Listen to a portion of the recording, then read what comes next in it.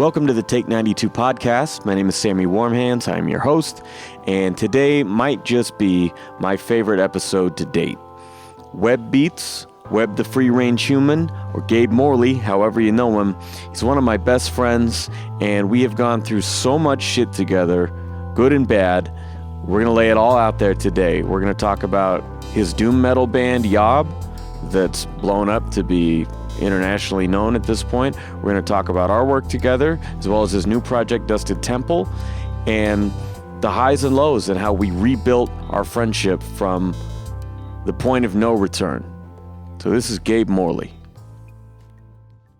It's so weird that we used to see each other every single day. I mean, the first, probably at least 4 years that we knew each other, if not longer. Yeah. And then since you moved, now we only talk by texting. And so it's actually weird to have a real conversation. Yeah, I mean, I don't talk to really anyone on the phone anymore. Yeah, so, I don't really either. That's what happens when you get older. Once in a blue moon, if there's a crisis, you got to call somebody. Right. That's usually how it is with me. If I actually call, this probably means there's something going on. I remember I called you. I don't remember what it was about, and you're like, "Oh shit, is everything okay?" I was like, "Yeah, no, it's good news this time." Yeah. Man, last night I was just doing a mental inventory before we started, and I think, not counting like the singles and stuff, but like albums and EPs, I think we've done 13 records together so far. What? Yeah. I was thinking about it because we got, and maybe we'll go into these in a little bit of detail, but just to rattle them off, I was thinking 99 Years, Sleep Rocking, Ill Is All, and this is where it gets a little tricky, because in that middle period we had like Death Proof, Blowing Up the Bandwagon, Stolen Songs 2, The Split, Asshole Extraordinaire, Death of a Salesman, Reintroducing. Yeah. I forgot Reintroducing. That's 10 right there. Vacant Eyes, Figures of Speech, Break the Bank. Oh yeah, I didn't even put that one. So that's 13 plus whatever else I'm forgetting, and the one we're working on now. So that, yeah. Damn. Wait, I didn't be on Counterclockwise? Oh yeah, Counterclockwise. Yeah. So it's probably crazy. It's probably more like 15 then. Wow. I mean, I knew we had done a lot of stuff, but I didn't realize, sitting down counting. That's crazy. Name any other two people who did 15 albums together. Yeah. That's pretty crazy. That's impressive. And I think, you're the one that got me to play drums again after all the other stuff, where I was like, I'm never playing again. Well, yeah, I think that was the best thing about when we started. We were both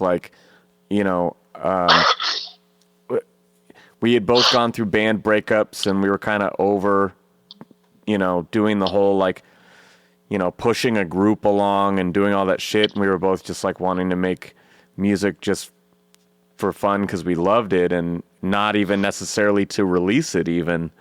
Right. I think that was kind of the key to us kicking this whole thing off.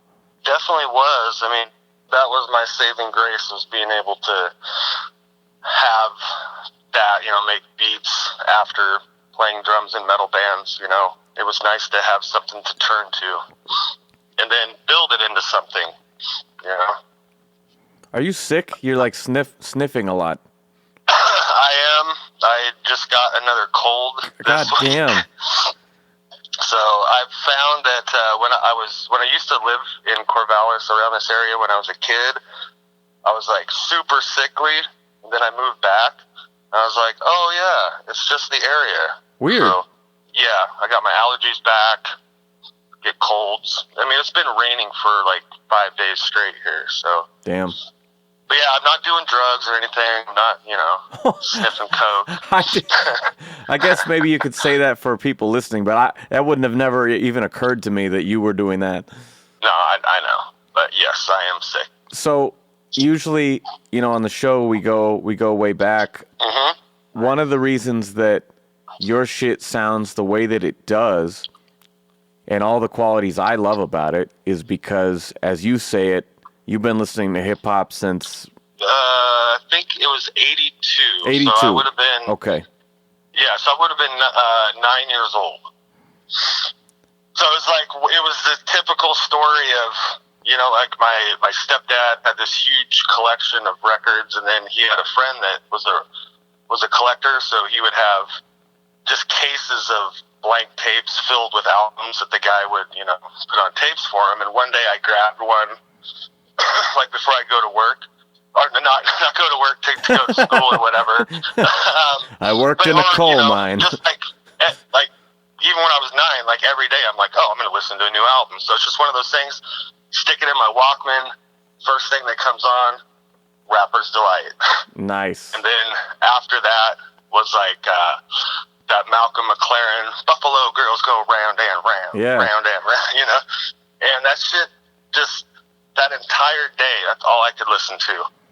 And then from there, it just opened the floodgates, I mean, what, hip-hop started in 73, right? Something like that. I think that's the year. So that's the year I was born. But yeah, it's been interesting. So I've literally seen it go from seeing Run DMC on MTV, dude. I remember watching the first day of MTV. Damn. Like, the day it came on the air.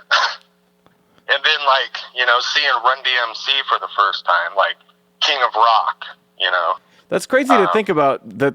I mean, because we're so inundated with it now, but like even before social media, there was still a little bit of like, I don't know what the guys in this band look like, Right.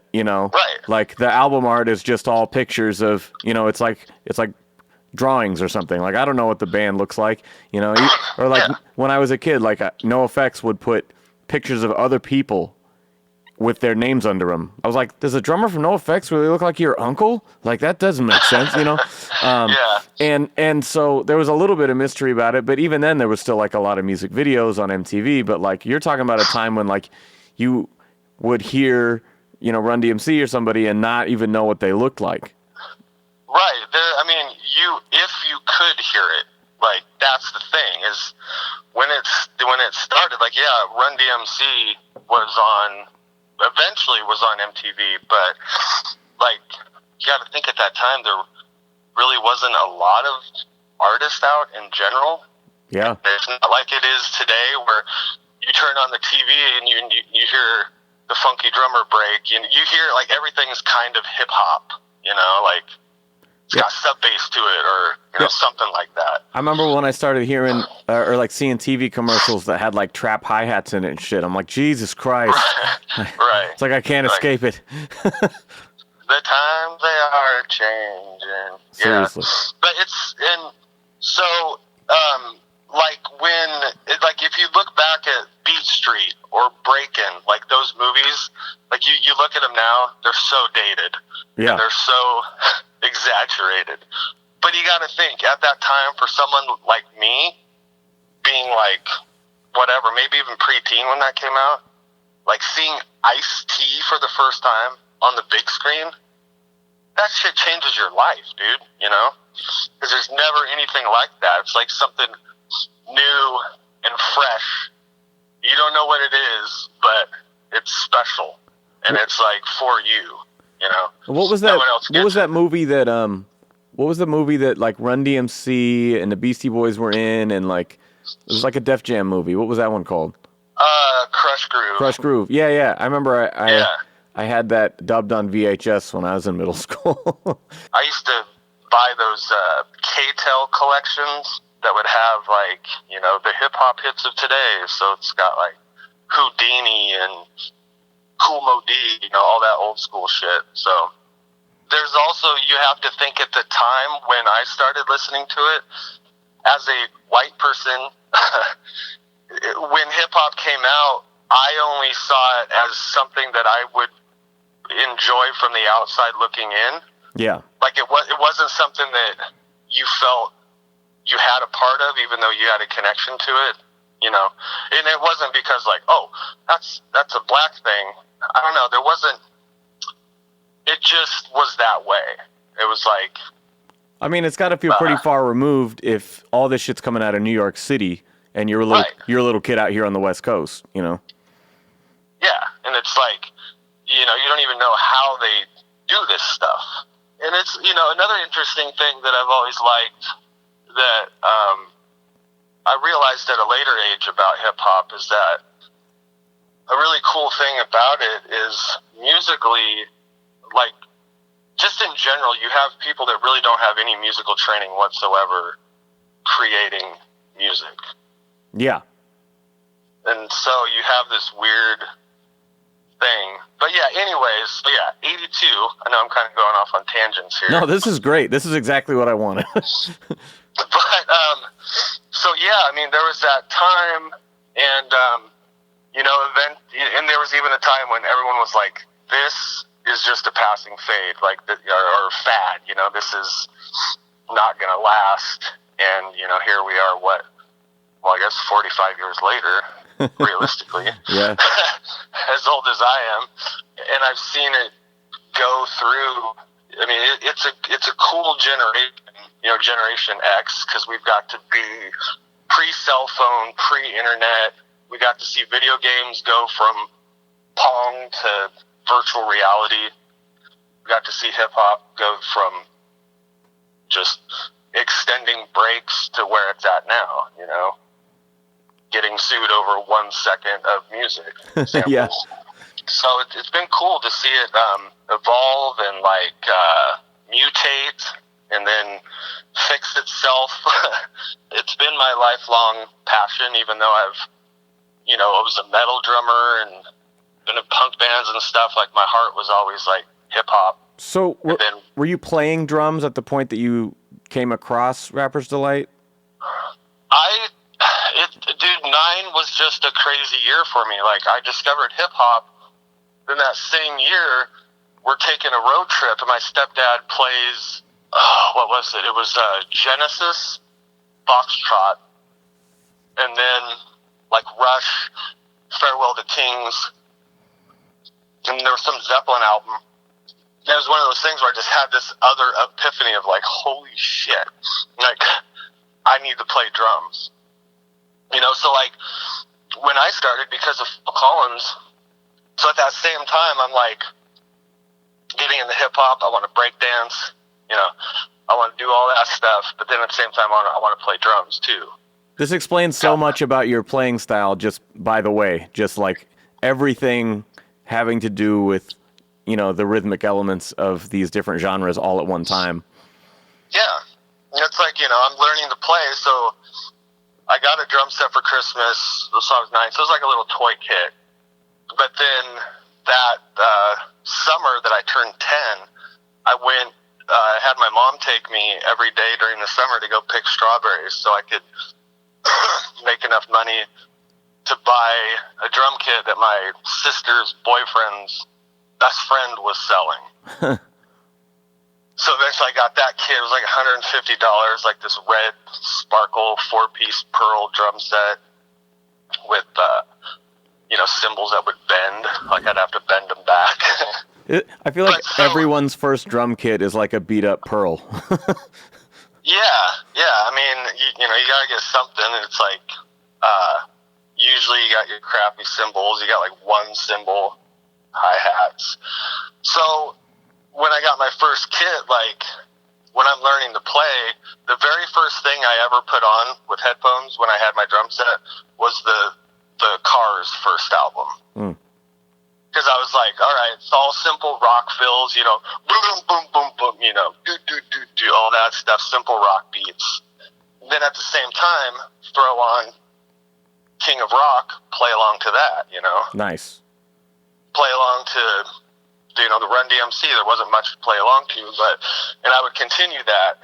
So that's kind of how I learned. Like, I got into prog rock and hip hop at the same time, and then metal, like, you know, a little later when I was in my teens. So, well, in your it's a weird mix. For sure. Am I correct that your first band was kind of an amalgam of those styles too? Like, wasn't Lightweight your first band? Yeah, Lightweight was my first legitimate band, and they were an instrumental band when I first joined, and yeah, they were this mix of kind of everything. I mean, we could have, we had the weird time signatures, we had the rap, punk, metal, all of it just kind of mixed in. It's definitely a fun band. So, what time period was that? Lightweight would have been like mid, like 94-ish, I'm thinking 95-ish. Yeah. That was a rad band. Like, we took off once we got, I met this guy, Roddy, like, we wanted to find a singer, and I was at a Weapon of Choice show, and they had a thing where they had guys get up to freestyle, and this guy gets up, and he's singing, and he's rapping, and he's, yelling, and metal screams, and it's like, oh my God, that's the dude. Within a week, we were in the studio. Damn. And we were recording. Dude, literally, we're in recording our tracks, and he's in there writing, verses and choruses and backups, and it was incredible. So then started doing shows, and it took off like really, really quick. We would play at clubs in Portland, and club owners would just be like, oh my God, we have to have you guys back here. Like, I can't believe it. So incredible. And we started open for a lot of people. Eventually, Stone Gossard, he had that label Loose Groove back in the day. We started talking with them, and then our guitarist got a wild hair up his ass and was like, I'm going to move to LA and make it. And I was like, wait, we're doing that right now. Like, so he bailed. So it was kind of a short-lived group, but at that time, there was another group from Roseburg that was like the rival to Lightweight. They were called Pamuela. So I started playing with both those bands, and then eventually, after Lightweight fell apart, I just went with Pamuela. That never went anywhere. Yeah. We just loved to play. Like, we would just get together in the basement and literally play for like 8 hours. Jesus. Just jam. Write song, we'd jam. We'd record everything on cassette. Then afterwards, we'd hang out, we'd listen, we'd pick through, we'd find stuff, we'd write songs. We played a few shows. No, people just looked like deers caught in the headlights whenever we would play. So yeah, I don't know where I'm going. I'm tangenting off, I kind of feel, with this. Well, no, I mean, this is stuff that we've like glossed over, but I don't really know a ton about. And, I heard bits of Lightweight, and, it was like Roddy's crazy ass energy, and there's not a lot of that music being made at that time. That's like way before most of the, cross-pollination rock rap stuff really happened. I mean, you have the Run DMC and the Beastie Boys, and, Rage had been out at that point, but there wasn't a lot.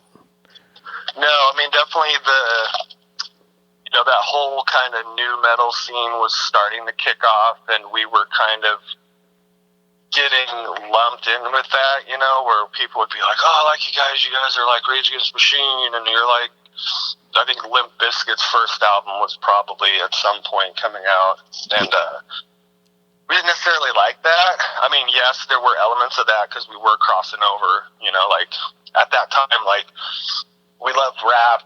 We were listening to like Meshuggah, Candiria, all this weird technical metal, and then, classic hip hop. So it was a weird mixture of things, and having Roddy, I mean, I just got to talk about him because he was, he became my best friend, like, quickly. He's the guy that, when we met, it's like, have you ever heard Freestyle Fellowship? Like, no. And he's like, well, here you go, puts in Inner City Griot, and I'm just like, what? And dude's like rapping every line off the record. I'm just like going, what is with this guy? And, but he was, one of the most talented talented singer that I've ever personally worked with. Like, he could bust out, like, Marvin Gaye, and then he could do Bad Brains, and then he could just do, like, a hardcore song, you know, just... And it was always perfect, and he was a bass player. He actually was the original bass player. This is kind of jumping ahead a bit, but I'll just reference it real quick. But he was the original bass player when me and Mike Scheidt first started playing together. Oh, really? So, yeah, he was that good. And, you know, after Lightweight, he was a big part of the Greenhouse Effect. I don't know if you remember that crew in Eugene back in the day. No, I was probably too young. God damn it. Greenhouse Effect was, you know, Kenny, Short Round, Yeah. Nami, who passed away also. It was kind of like all the guys that are like the older heads in town, you know. It's like that was the crew back then. He was a big part of that. But at the same time, he struggled with drug use through all of that. So that's kind of his unfortunate demise, which he ended up passing away the same year that Mikey passed away. You know? So.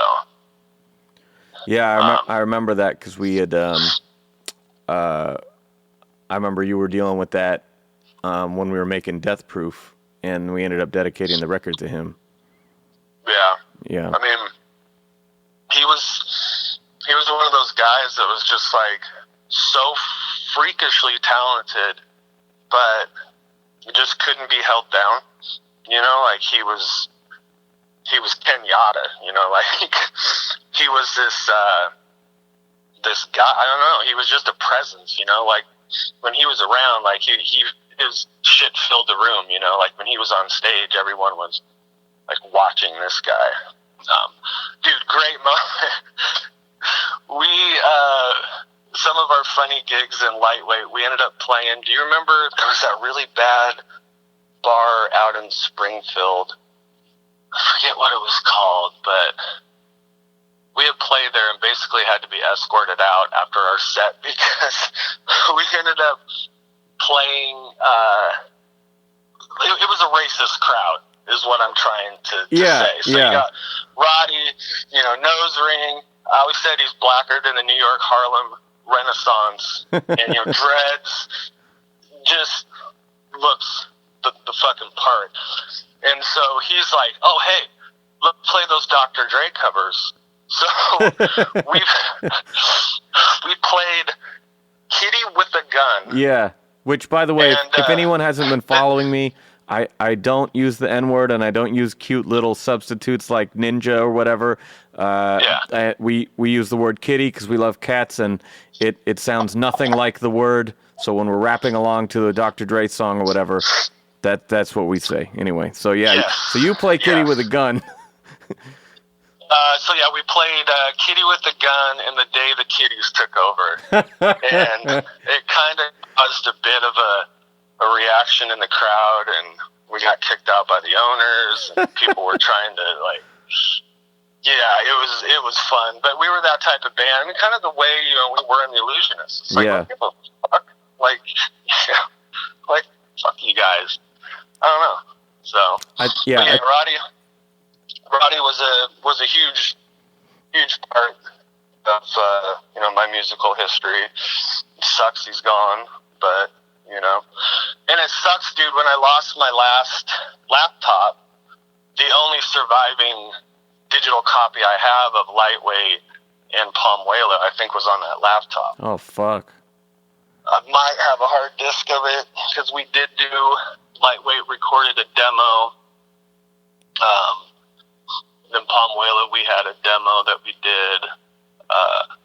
So yeah, it's hopefully I think I still have physical discs because I'd like to, you know, still hear me drumming back in the day. Yeah. So but, I mean, when did you guys start Yob? So Yob would have, I mean, me and Mike, I was working at the Record Garden, and he would always come in. This is when he had the babies, you know, he had to come in with the twin stroller, and we'd just talk. So I'm thinking 97 is probably when we first started, like, talking and getting together, jam a couple times to see where it goes. And then I think really in, like, 99 is when we kind of jumped in, because we were getting together. He had a couple songs. We were doing some covers like Sleep, Dragonaut, and some other things. Roddy was playing bass. It was around that time also, like, when in the late 90s, I was kind of having my first signs of mental health things, Oh, really? Yeah, I mean, just, where it was, like, starting to become an issue. Because when Yob started, so it would have been around 98, we start playing more. 99, we're like, all right. 98, 99, we're like, all right, let's do this. I start flaking on practices because I'm starting to experience mental health issues where I'm like paranoia, anxiety, stuff's kicking in, and then I get a call from Mike where he's like, hey, I'm going to get Greg to record drums on the demo, and the position is still open for you if you want to do it, but you need to get your shit together. So it was kind of one of those wake-up calls where I'm like, oh, shit. So, I kind of got my shit together. And then we started playing more. We found our bass player, Lowell. So I think that's the right timeline. I think in 98 is when we really started. Because, we had our first album done in 2000. Yeah. So, both the first two albums got pushed back almost a year, so I'm thinking the timeline's right. I mean, and Yob is such a big thing now. What were those early shows like? Where were you guys playing and stuff? Yeah, dude, it's crazy. So our very first show ever was here in Corvallis at I think it was called Uncle Hungry's Bookstore. And it's now a dispensary, but it's like it's like a little alternative bookstore, and we played some gig. So, we started out, we were just like any other band, like, people didn't get us, people didn't know who we were, like, who is this louder than fuck band playing, like, 20-minute songs? Yeah. We were doing just small, we would do a lot of basement shows, back in the day, like, it was Samurai Duck. Oh, yeah. Animal Farm, I think, was our second show. That's awesome. So, God, I couldn't imagine having to take Yob in the Animal Farm basement, dude. Could you imagine that? I played so many shows there in high school. That was kind of my stomping ground too. That fucker got loud fast. Oh man, I love that place. You'd try to load in gear, like, oh wait, hold on, we got to clean up the dog shit first, and then you go down. There's little wet spots all over the basement floor. We were there one time, and there was like a plumbing problem. And so they're like, oh, nobody go over in that corner because the shitter's leaking through the floor, or like through the ceiling, And, Gross. And it was like July or something, so it just smells like a porta potty on a summer day. Yeah, it was nasty. And there was a place over in Santa Clara. Les Sous-Sol? Les Sous-Sol. Wow. Dude, so yeah. we're playing the same places at damn near the same times. Because from like 2001 is when I was playing both of those venues. Yeah, that's when we were, taking off, doing, playing all around town. We would play. How funny.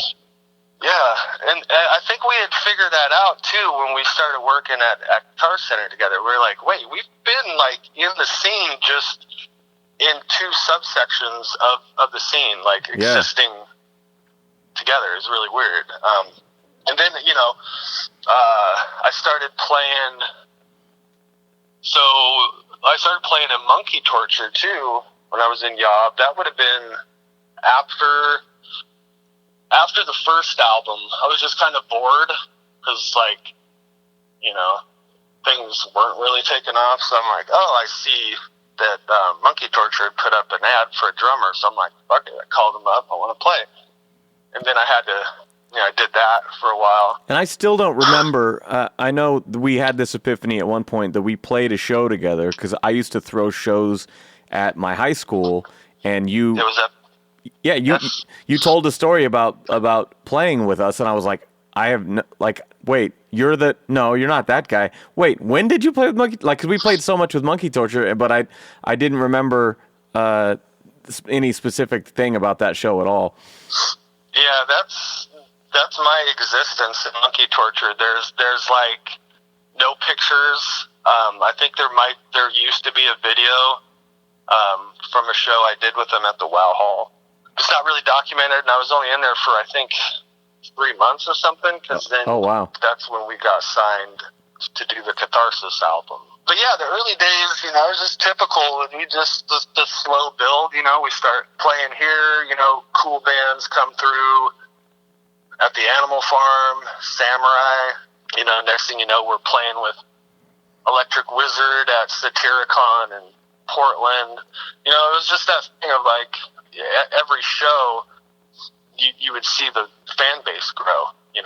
It started out like, oh, friends, and then it's like it grows to like who are these people? And and I remember we played a show at Satyricon and it was sold out. I remember throwing up while I was playing. I was thinking about that show. Why? I was really nervous. I don't remember who we were playing with, but I had a drink, which I would never do before shows. Like, I would never drink before shows. Which I know that about you. And I did, and we started playing, and I just overexerted myself right off the bat, and I'm sitting there, I'm like, oh my God, I'm playing, I turn my head, and I just throw up, look up, no one noticed, like, throw up again, keep playing, never miss a beat, and just, like, finish the show, and it's like, man, I feel bad for the next guy. But you're still playing in time, just hurling over your shoulder. Oh, dude, yeah, I didn't even miss a beat. That's amazing. So, yeah, I mean, the first album, we had everything done. It was just like this guy, I think it was the guy that was doing that amp company, making green amps or whatever. But anyways, it was it was like a handshake deal, like a 50-50 deal, which in the long run, we got fucked, Yeah. And then I mean, there's no way you would have known that it was going to blow up the way it did. Well, no, and it also, things got held back a bit, which was frustrating back then too. Was that things were there was like this resistance that was happening, that was frustrating to me. You know how it is. Usually, by the time people hear the album you're working on, you've moved on to the next thing. Yeah, yeah. So I start getting frustrated that I'm still playing the same stuff, and I want to do more. And then the universe decides to step in and stop me. That's when I got in that car accident. So that would have been like, I think 2000, something like that. Yeah. 2001. Did you have to stop playing for a while? Well, yeah, dude. I was on my way to band practice, and long story short, this lady ends up T-boning my car on the driver's side, like, destroys my car. It takes me 10 months to recover from it. Jesus. So, yeah. I mean, I was told, my doctor's like, you can't play drums until I give you clearance. We're talking right as the writing process was starting. I had to just go to practice and sit there and just listen to them work on stuff. Oh, man. And so that's kind of where the mental health stuff, like things were picking up. We had been offered like this small tour, a little doom metal festival, And this was later, so it's like, I was able to recover, record the album, play some shows, and then through that time, after, my mental health just started slipping. And that's pretty bad. That's during Catharsis? Yeah. So it was I don't even know if the album was even out yet. We had recorded it, was done. So we just paid for everything ourselves. You did that at Dogwood, right? Yeah, we did it at Dogwood. That place, I missed that place. I remember seeing your guys' name on the wall, because we also recorded there in 2000, and yeah, your name was written on the wall. Yeah, oh man, such a good place. I think, we recorded both our albums there. So that car accident, it was frustrating because I knew from the car accident, something was happening to me, and at the same time, shit's happening to Yob that's taken off. So I'm starting to realize that if this continues to progress in this way, something's going to happen, you know? And, and then with my mental health, and you've experienced this, this paranoia kicks in, this anxiety. I have a whole mixed bag of issues, but started finding excuses to be combative with Mike, stuff like that, and we had that tour coming up, and I knew that if I went on that tour, that shit was not going to be good. Yeah. And I was the last place I want things to really fall apart would be out on the road, surrounded by, strangers or whatever. So, I think it was 2002, 2003 is when me and Mike finally had our blow up. He had written me this letter after we got signed for Catharsis, which was, I took it, reading it later, I kind of got where he was coming from, but at the time, getting a letter that's basically telling you, even though, yes, me and you started this thing, this is my thing, and you're a part of my thing. Yeah. And I was like, what? So that's kind of where our break started, where I was like, fuck you, I'm not a fucking side man, and I didn't do it in the right way. I knew, I can't go on this tour. So in my head, I'm I'm just going to tell Mike I can't do it, I got to quit. But in reality, you've seen Horrible Gabe, I turned it into this thing, and it ruined our friendship. For 7 years, dude, yeah. We didn't talk.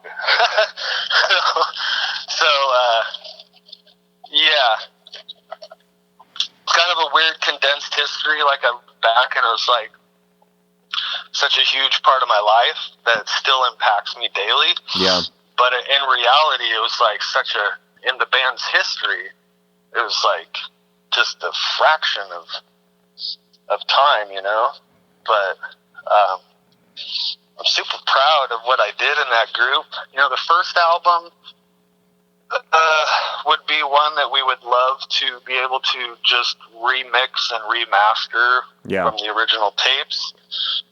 But, we have an asshole that has our master tapes that doesn't want to play fair. He likes to be an asshole. That sucks. And then with Catharsis, I was telling you that I get royalty checks from that. Yeah, because you guys did the reissue a while back.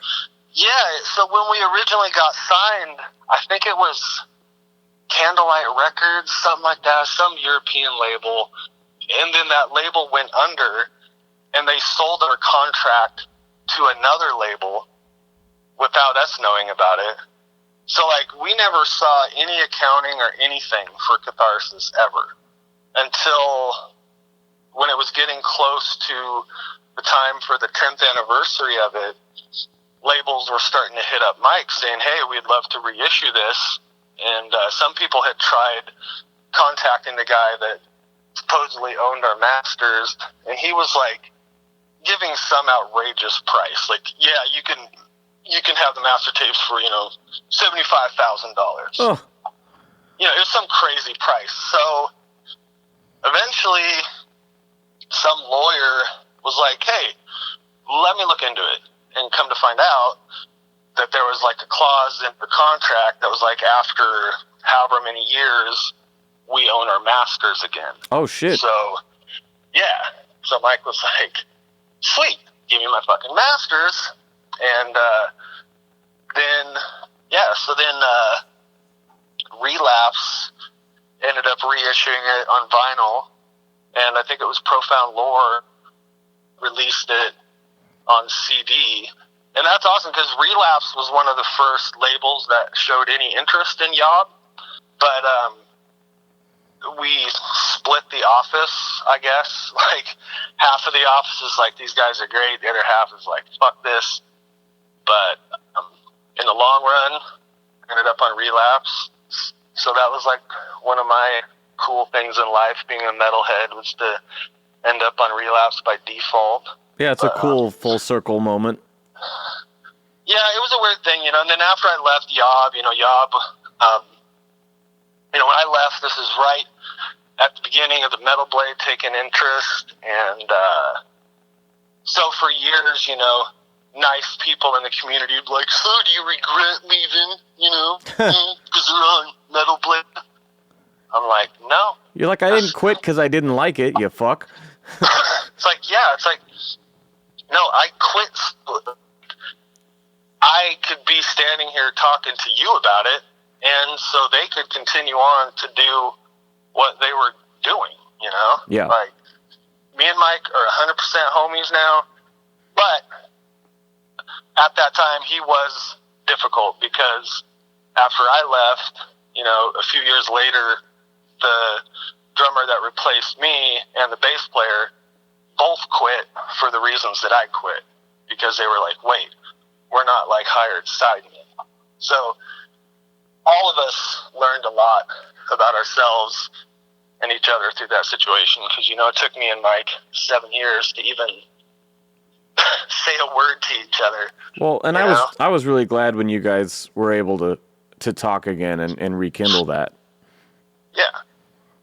I mean, he's one of those people. I've been really blessed with musicians I've played with. He's one of those people that, like, I could go in a room, we could turn off the lights, and me and him could just improv jam and go all the same places together. Yeah. It's a weird thing. That was kind of a long-winded. No, that was great. I mean, this is all the stuff I wanted to get into. Yeah, I mean, there's some really great moments. Like, I got to meet a lot of great people. I got to see them. Like, I got to go see them open for Tool at Matthew Knight Arena, which was mind-blowing, because I'm thinking, goddamn, first shows at Uncle Hungry's in Corvallis, and here I am sitting at Matthew Knight Arena, like, watching Mike play. So, yeah, it was awesome. And, like, when you're in something that's important to other people, you never get to experience that. Like, you don't get to sit, like, if you're playing in Yob, you don't get to sit and watch Yob. Yeah. So you're not on the other end. And it was really cool once we became friends to go back and, like, go, oh, shit, okay, I get it. Like, this is what people are feeling. Nice. And, yeah, just be good friends. I mean, now, fuck, it's nice. Get a nice little royalty check maybe once or twice a year. It's not much, but still, man, that's great, and it shows that the music endures, and I'm glad that Mike's out there on the road doing it right now. It's awesome. He always tells me, he's like, things always look good on paper to everyone else. Yeah. But he really struggled for a lot of years with Yob. All those guys sticking it out, and it's so awesome to see now that that's just what they do. And Mike still doesn't get it, that he's one of those guys now. I'm like, dude, you're like, when people see, like, High on Fire or any of these bands, like, you're one of those dudes now. Yeah. Like, whenever I go out to coffee with him, when I was living in Eugene, it's like everywhere we went, people stopped them. Like, dude, Mike Scheid. So it's awesome. I mean, now they're playing with, you know, like they're on tour with Voivod. Like me and Mike. That's awesome, man. Love Voivod, you know, so he's up there with his heroes.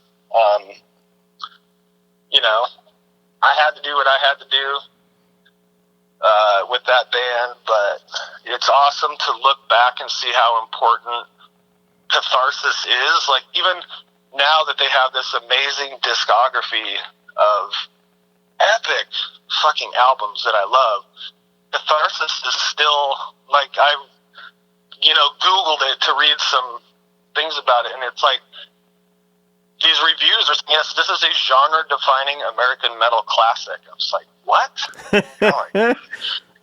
Having Mike tell me one day, it's like, oh yeah, by the way, Danny Carey from Tool loves your drumming on Catharsis. Oh my God. We were talking about it. I'm like, what? Like, it's crazy. So, you know, I'm stoked about that stuff. I know we've joked. I always say that I'm the Pete Best of doom metal. Even though I definitely, you know, actually played on some albums, but yeah. So yeah, it's a cool thing. I mean, I'm super proud of it. I honestly, even without mental health issues, I don't know if I could have stuck it out for fucking however long, 20 years they've been playing. Yeah, that's crazy. Something like that. Yeah. I'm sure there's more details to the story, but... Well, I mean, there's so much hip-hop to get to also. I mean, at that point, probably around the time you start making beats, right? I mean, what did that have anything to do with you not being able to play drums for a while, or? Well, let's see. So, yeah, 99, that's... I started making beats, and what happened was I got this camera because I was really into taking pictures at that time, and it came with the Acid Pro software for free. Huh. And so I threw it in, and I just had that epiphany. I was like, oh, my God, like this will do those things in my head that, you know, and... So I think it was 90, yeah, because this year is 20 years I've been making beats. So in 99, yeah. I started making beats. And the crazy thing about that to me is that when you and I started working, I mean, the first track you gave me was in 07. That was for 99 years. And at that time, you had something like, I think at that point it was like 50 full-length albums. Oh man, yeah, that's right.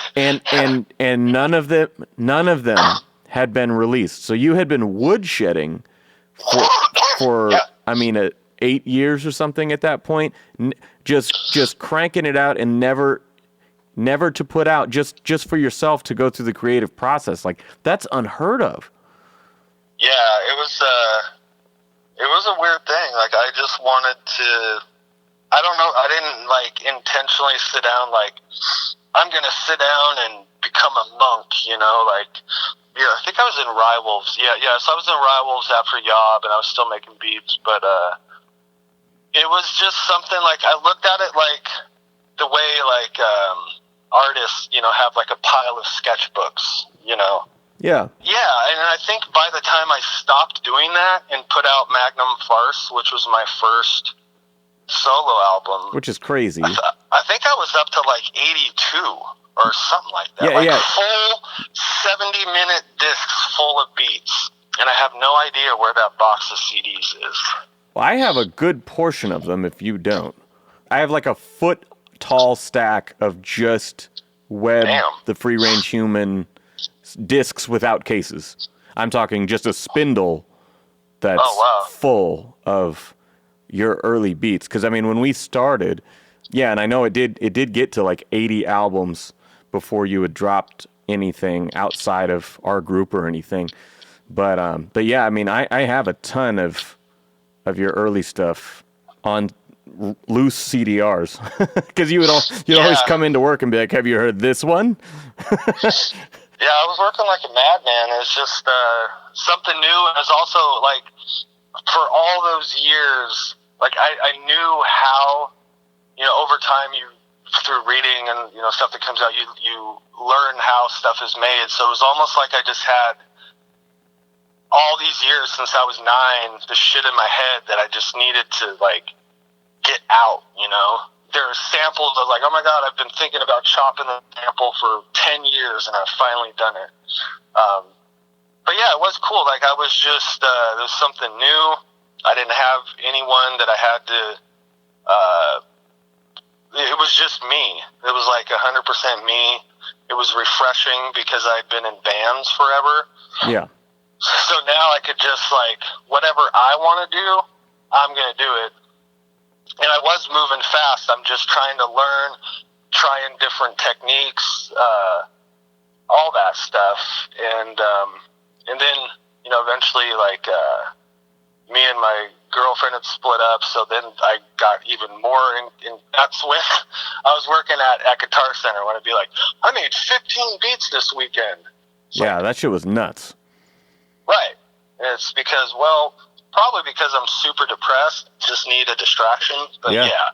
And I didn't stop until we had started the Illusionists, and then we had met Mikey and Max to jump forward, well, and to back up a little bit, though, I mean, yeah, I was always kind of in awe of the fact that, I mean, I know that I am the type of person who, most of the projects I'm in, I tend to be the, like the manager of the group, and I'm the one who's propelling things to release the music and record it and put it out and tour it and whatever, right? I am that guy. But at the time that we started working on stuff, I was not that guy, and neither of us were motivated to do that stuff because of our bad breakups in bands. And so you had all of these years of experience knowing other people in the music community, so many musicians. You have all these years of woodshedding, making the stuff together. Like, what the fuck did you see in me at that time when I'm making joke gangster rap satire because my dreams have gone down the toilet? And how the fuck did this happen? Because when I listen back to our old stuff, I think, man, here's a seasoned beat maker doing something original that's awesome, and here's me just trying to be as gross as I can on top of it. Like, the only thing keeping me from re-releasing that old shit is me. And right. you had already had that growth from your experience on your own, and I just think it's such an unlikely pairing the way we started. Well, yeah, I mean, I was, I'm a stoner, you're straight edge. It's like there was some things, I already knew that you were like super talented because I had known you from EPD, I'd known you from, here in This Day's End. Yeah. But, I just knew that you were coming from the kind of the same, like, I knew that the way we think, a lot, like me and like, oh, this guy gets me. I get this guy. But also, I was excited to find somebody that was kind of in the same boat as me. Maybe you didn't have the woodshedding of that, but we're coming from the same place. We're coming That's from true. Yeah. metal, punk backgrounds, and we're going to try something new. Yeah. And any of that sick shit you said, we say the same shit. Like, that's how, yeah. like, true. I know that's the locker room talk, but we were on the same wavelength, and I just never really put a lot of thought into it. I was just like, fuck it, I'll do something new. It wasn't like, oh, I'm starting this thing. Well, yeah, and that was never like. I always what kept me going with you is that, like I was trying to do, you were seemingly always trying to take it more seriously. Or even if we weren't taking it more seriously, you were still like, we were just on the same wavelength, dude. I mean, that's basically what it was. I mean, I think that once it got going, there was an undeniable chemistry that happened. You know, we had done that one song, and then in February of 2008 is when that conversation, if nobody knows the Illusionist story, all you ever need to know is that we worked together. You know, we bullshit and hang out, and you know, Gabe was the music encyclopedia of the store. I could ask him about, oh, who played on this one record that one time in this year? And he's like, oh, this guy, you know. And so we got along in that way. But one day I was covering somebody at the front door, and Gabe walked by, and I saw his Batman tattoo, and I was like, man, you know, we're both super into like Beastie Boys and sampling and stuff. Like, have you ever sampled the Danny Elfman score to Batman?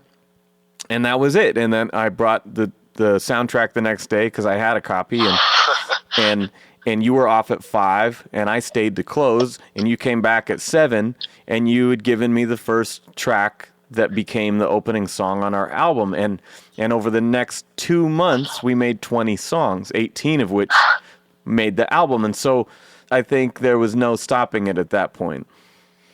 Yeah, I mean, it's like, you know, any creative thing you do, like, there's a point where you're like, okay, this is kind of taking on a life of its own, you know, like, it's awesome. It was so easy, and maybe the best part of it for both of us was that it didn't matter. There were no stakes. No one wanted to hear it. No one knew we were making it.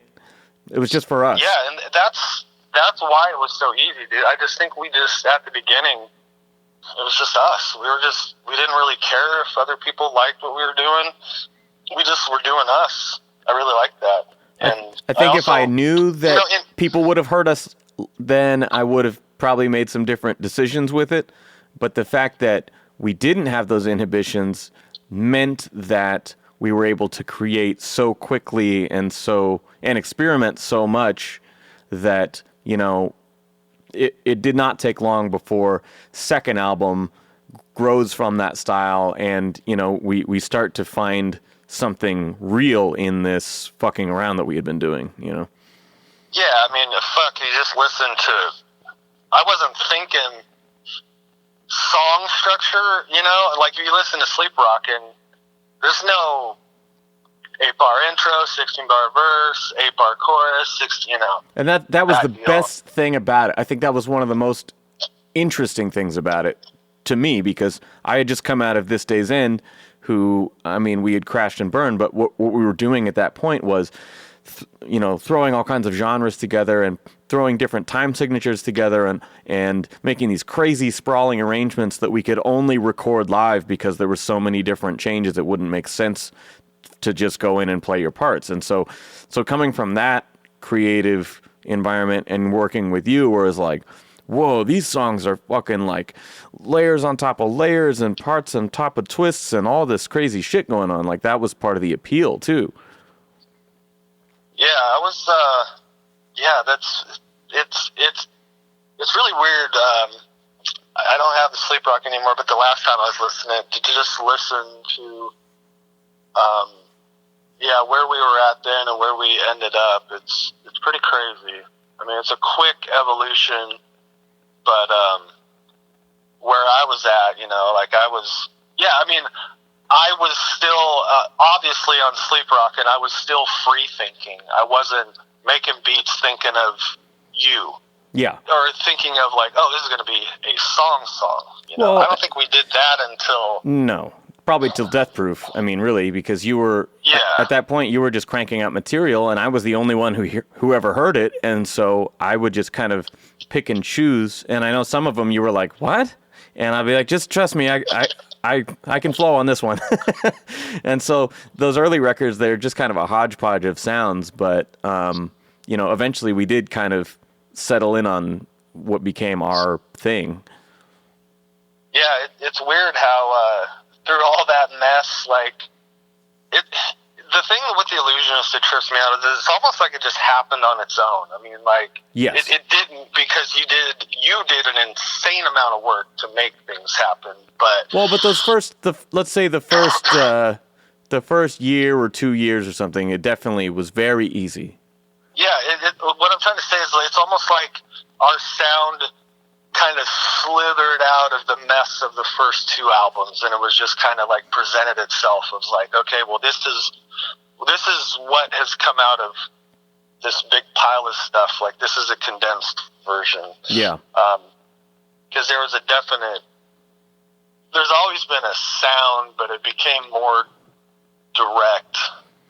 Yeah, probably third album. Especially yeah, I mean, by that point we had more experience together. We had played some shows, so we were actually trying to make something good instead of just making whatever was funny that day or whatever. Right. And then 2010 was the year that we met E&A, and so we're like, oh, okay, well, if this connection goes any further, we need to make sure that we make a better record this time, you know, and maybe we would go on tour and like actually, you know, put this out there. And so all those things kind of coalescing, plus having Evan in the group at that point brought another element to it. So, I mean, it really was that like by that Death Proof album that we were starting to think more about song structure and execution. And, you know, like I bought, you know, the preamp that I'm using right now and a nicer microphone and, you know, certain things like that. Cause we went from making like super distorted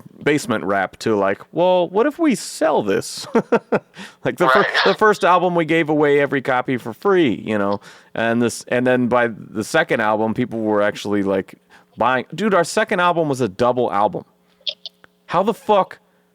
Like the fact that we start, that's right. Remember? Cause like when we first started playing shows, we were like, well, how do we do this? You know, we had only come from live bands, and you made your beats in a computer, not on a sampler, and so we were like, well, what do we do? And so it's just like me and Evan literally standing there with my iPod, and I remember we got asked to play a show at the Wow Hall, and we're like, well, I think it was Crosby who was like hearing my hesitance, like, well, how is this going to work at a rock show? And he's like, dude, you should put together a band. Yeah, it was that fucker. I feel like that is simultaneously like the best/worst thing that happened to the group, because it took our live shows to this other level, and we sort of became this like infamous group in town for all the stirring up shit and like throwing 30-second hardcore songs in the mix, and, you know, getting banned from the radio, and just all the shit that we would do. That's what elevated our profile locally. And then it's also what like a lot of the tension and bullshit came from later. But like, right. But man, those shows were so fucking fun. Yeah, it's the only part of my musical past I kind of look back on and wish I could have been there more.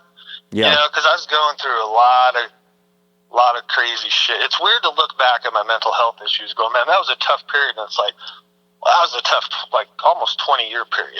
Yeah. But, because a lot of those shows, you know, like, I'm just squeaking by, just being there, you know, like, so I didn't get to enjoy myself. It was kind of like how Michael Richards was when he was in Seinfeld. Like, he just never, was able to stop and enjoy himself. Yeah. And, but it was amazing, dude. Like, once we started that shit, like, all the people that we met, if it wasn't for the live band, dude, you wouldn't be on Crush Kill today. Yeah, I mean, like, in reality, because that's what got us the E&A show. Yeah, I mean, or any of those. It was a special thing, and it was such a weird thing because it caused the real band environment, which was the thing we were trying to avoid the whole time. Right. And then it started causing confusion with people that are like, wait, I see you guys live, and then I get the CD, and it's not what I just saw live. Yeah. It's the same songs, but, like, I'm confused, you know. But, you know, I also think, like, you know, I remember when we started, it's like, oh, I'll, you know, take control of the band, and it's like, and I never did. Like, I just couldn't. I was, you know, and I think barely that would have been a different an entirely different future of the band because, at that point, you were the sole creator of the music in the band. In the group, you, me, and Evan. Yeah. You were the sole musical director, so to speak. And, then I would take... I mean, it was rare that I would even have changed arrangements or anything at that point. It was very much just like, ooh, that thing's awesome, let's rap on it, And I'm like, oh, it has a weird twist here. You go there for 4 bars, and then I'll take the next 6. And then, it was just like, we were very much working with the crazy shit that you were coming up with. And so I remember when we first talked about doing it, it was important to both of us that we had the integrity of the original ideas in the execution. And I think because I became more of a guiding factor in the live band, that's where a lot more of the punk rock craziness came in, because it was like, well, if he's not able to show up as much, I'm going to do what I know how to do, which is make a fucking wild show, not necessarily the most precise, intricate one. Yeah. Well, that was great too, is seeing just you, getting to see you and Evan, even after the live band disbanded, like, just to see every time I would, like, have a break, like, you guys go on tour or something, I see you guys come back and be like, holy fuck, dude, like, you guys were just continually, you were always elevating, whether it's stage presence, there was always something to improve. And I think that's another thing that's great about us. I mean, none of us are as bad as Crosby, as being their own worst critic, but there was definitely, and the biggest thing with the live band for me that I was concerned about is, like, there's an energy that needs to be there to make it work, because doing that whole rap crossover to a live band thing can really go bad. Oh yeah, I've seen it. And I felt like, I mean, I've seen some shit where I'm like, no, the production of it, but I think, we definitely pulled it off, and we only got better. Like, just looking at that One Track Mind video. From the live DVD. We were fucking great, but you could tell, like, if everyone, even looking at it, you could tell who was into it the most, you and Evan. Yeah. You got Mike, who's there thinking about, like, when's the show over? You got me in the back going, like, fuck, I gotta, like, be around people after I'm done playing. John's like, when am I gonna do my thing? Whatever he was doing. Well, no, I would say John was maybe the happiest to be there as far as anyone outside of who had written the songs. He was stoked.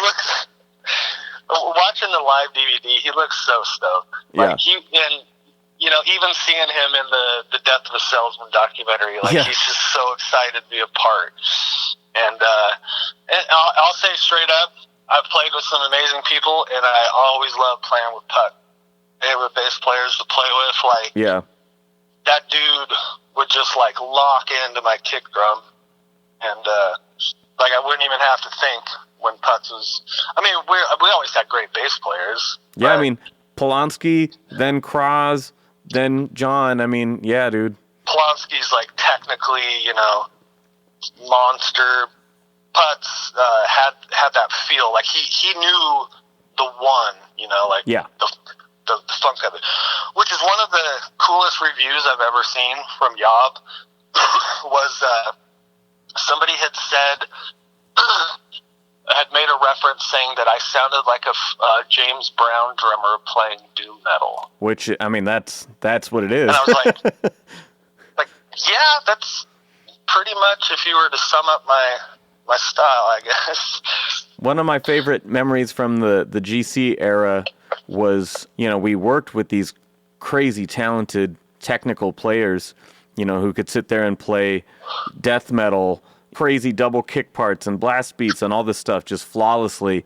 And then they would be doing that every day, in the drum room, just killing it on their breaks. And one day you went there and sat down and were just grooving on something, like, just your mind was just kind of off somewhere and you were just kind of grooving.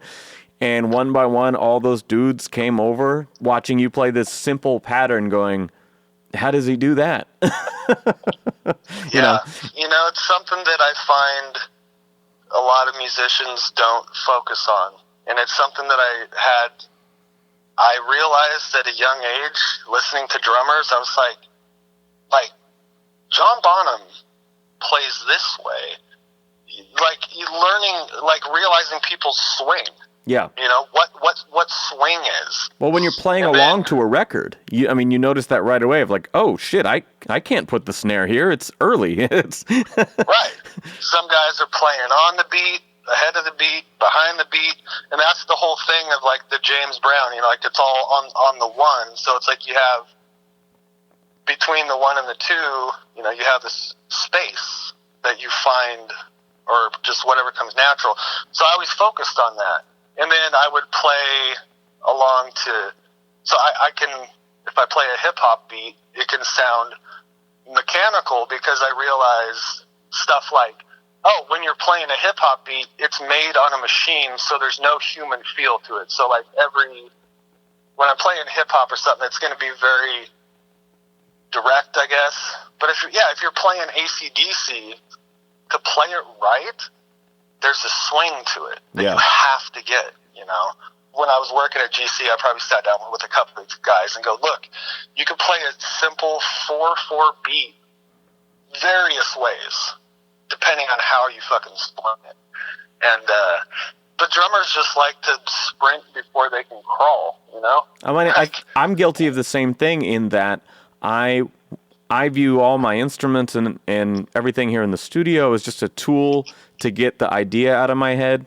And so I was never a person who could just sit down and practice a thing that was simple and excel at that. That's why my growth, I put out all this music, and a lot of them were, maybe they were good song ideas, but, I couldn't sing them, or maybe they were cool arrangement, but the recording wasn't very good. And, all these things is because I was so much more wanting to get out the ideas, and very much run before I could walk.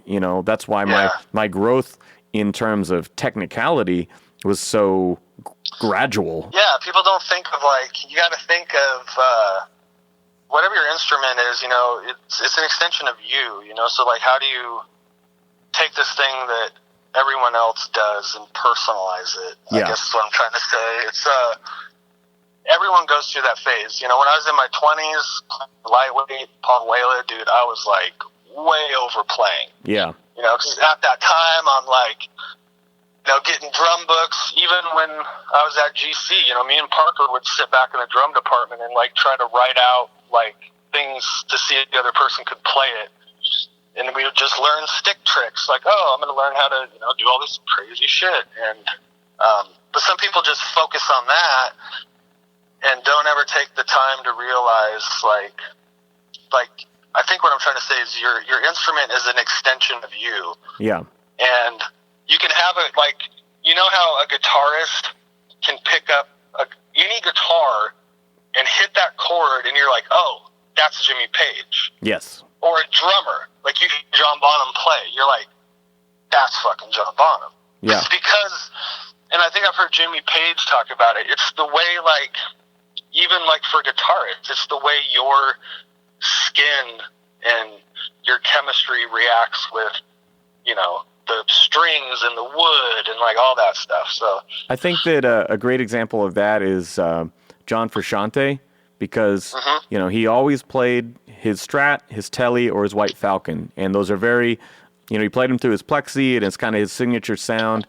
And when he was cranking out solo records, he made one with Ian MacKaye from Fugazi, and I remember he intentionally didn't bring any of his own gear, and he used Ian's Les Paul and JCM 900.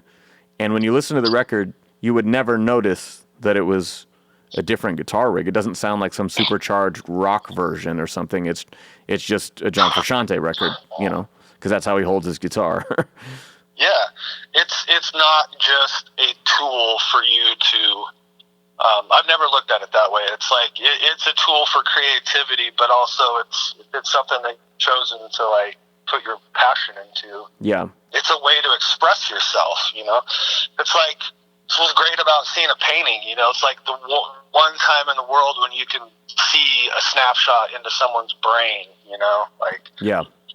I think that's what's weird about being in bands too. You get like four guys that are expressing their creative emotions, and yeah, it's very you know? vulnerable. It's very intimate. Very susceptible to hurt feelings. Well, yeah, because there's, you know, a lot of ego involved. You know, I've had to pull the either he goes or I go thing. I was in Yob once, you know. Speaking of overplaying and how that was the kind of the opposite of your style, that was something that still to this day, I feel like you're one of the most simply play to the song dudes I've ever worked with. Like when we were doing any of these other side projects, like when we did Killing in the Name on Asshole Extraordinaire, you know, it's just pure swing. I mean, I've had other people think that because it's a hidden track, they're like, oh yeah, when I put it over, I thought the next disc started and it was Rage Against the Machine. Or like I had on my iPod, I thought it just shuffled to Rage Against the Machine afterward. Like it sounds so much like the original, you know. And even when we would do like some of the punk stuff, you know, I'd be like, you know, you can go really crazy in this part or whatever, and you know, it just wasn't even what was on your agenda for it, you know. Well, yeah, I mean, well, I was thinking I've played like Jaded and School, especially Jaded. People are like, why are you playing a Green Day song for me? Because I remember when we made that, it's like, let's just do like an exact cover. Yeah. Like, let's just, and I learned it. I'm like, I want to play exactly what Trey played.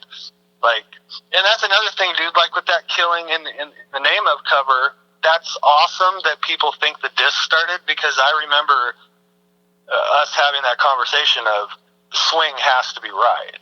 Yeah. You know, because when you play Rage, like Brad's swing, dude, he swings in such a specific way. You know, it's that AC/DC thing. Like, you could play Killing in the Name of, and if you don't get the groove right, it's not going to have the same impact. You know, it's like this slinky, almost off the beat, but like, yeah, sloshy. And that was the thing that we had done at some Illusionist shows, but I remember it was really important when we finally did that recording that it was just you and me, and we were very, like, there was so much attention to detail to get that right. Yeah, it ended up turning out really good. I think it's probably one of my favorite covers I've ever done, and ironically, it's not even on any of my Stolen Songs albums. Such a good one. I love that one. I love Jaded and School. Like, those are a couple of my favorites I've played on your albums. I think on that same record, we had a cool arrangement, punk arrangement of that Dixie Chicks song. That was one of my favorite, like, reimaginings too, because the other ones were so they were all so note for note, and that one was one where we got to really push boundaries and experiment. And like I was replaying their exact banjo part or something on the guitar, but we were doing it in double time and like with hard stops and group shouts, and like, you know, it had been so long since I'd been able to you know, really make punk songs in the studio that I just put my producer hat on and was like, all right, let's have some fun. I'll have to go back and listen to that, because I remember on playing on the fast punk songs, those kryptonite, yeah, you know, those punk beats are like my fucking kryptonite for some reason. It's that whole like, I guess like that whole like 90s Fat Wreck era, you know, the really fast, like strung out type stuff. Well, yeah, like, I remember I'd be like, what do you can't play the NoFX beat? And you're like, well, I don't know, I don't follow. But then we came up with that, like, well, play the Descendants beat. And like, yeah, see, that's the same fucking thing. Like, just do that one. Right, and that's what's weird is like I come from, you know, the 80s hardcore type shit, and then, but I love the Fat Wreck stuff, but it wasn't like stuff that I was brought up on. Yeah.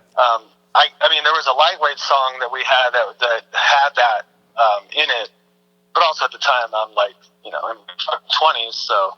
But yeah, there's something about that beat where it's, I don't know, like Jordan from Strung Out is a master at that stuff. Yeah. But you can so get lost and like almost turn the beat behind. Like I think that's my problem, is it like it flips to where the kick and the snare are backwards. And well, yeah, because really what you're like, the snare is what's driving it, and I think that's the fucked up part, because you come from that funk of like, oh, the one is king, but really the snares are king in the fast punk shit, you know. Like when I watch Kellen play in DFS and any of those videos, like he, like everything he does is based around like his snare. You can tell, like, you know, all these hits and stuff. It's all, everything is based around those snare hits. And and the accents are weird with that beat. Like it's that machine gun shit. Yeah, but I love it. Oh, I don't know if you know, but Jordan doesn't play in Strung Out now. Yeah, I saw the whole thing about that, and they had Travis Barker fill in for a minute, and now they're coming out with a new lineup. But I was watching, I love that video with Travis, but I noticed even Travis struggles playing Jordan stuff. Yeah, his style is just so different, you know. I saw Strung Out at Icky's, dude, it would have been the, was it Teenage Suburban Wasteland album? Nice. And Jordan afterwards, dude, that guy was so rad, you know, because it's like this tiny little shitty punk club where you could go get stabbed, you know, back in the day in the Whitaker neighborhood. It was one of those shows where I'm like standing basically like right next to Jordan's hi-hat, just watching him, laughing the entire show, dude. Yeah, like how the fuck? I'm just like, how? Like, this guy's a double pedal, but he only uses it on fills. Yeah. Like, how is he so fast?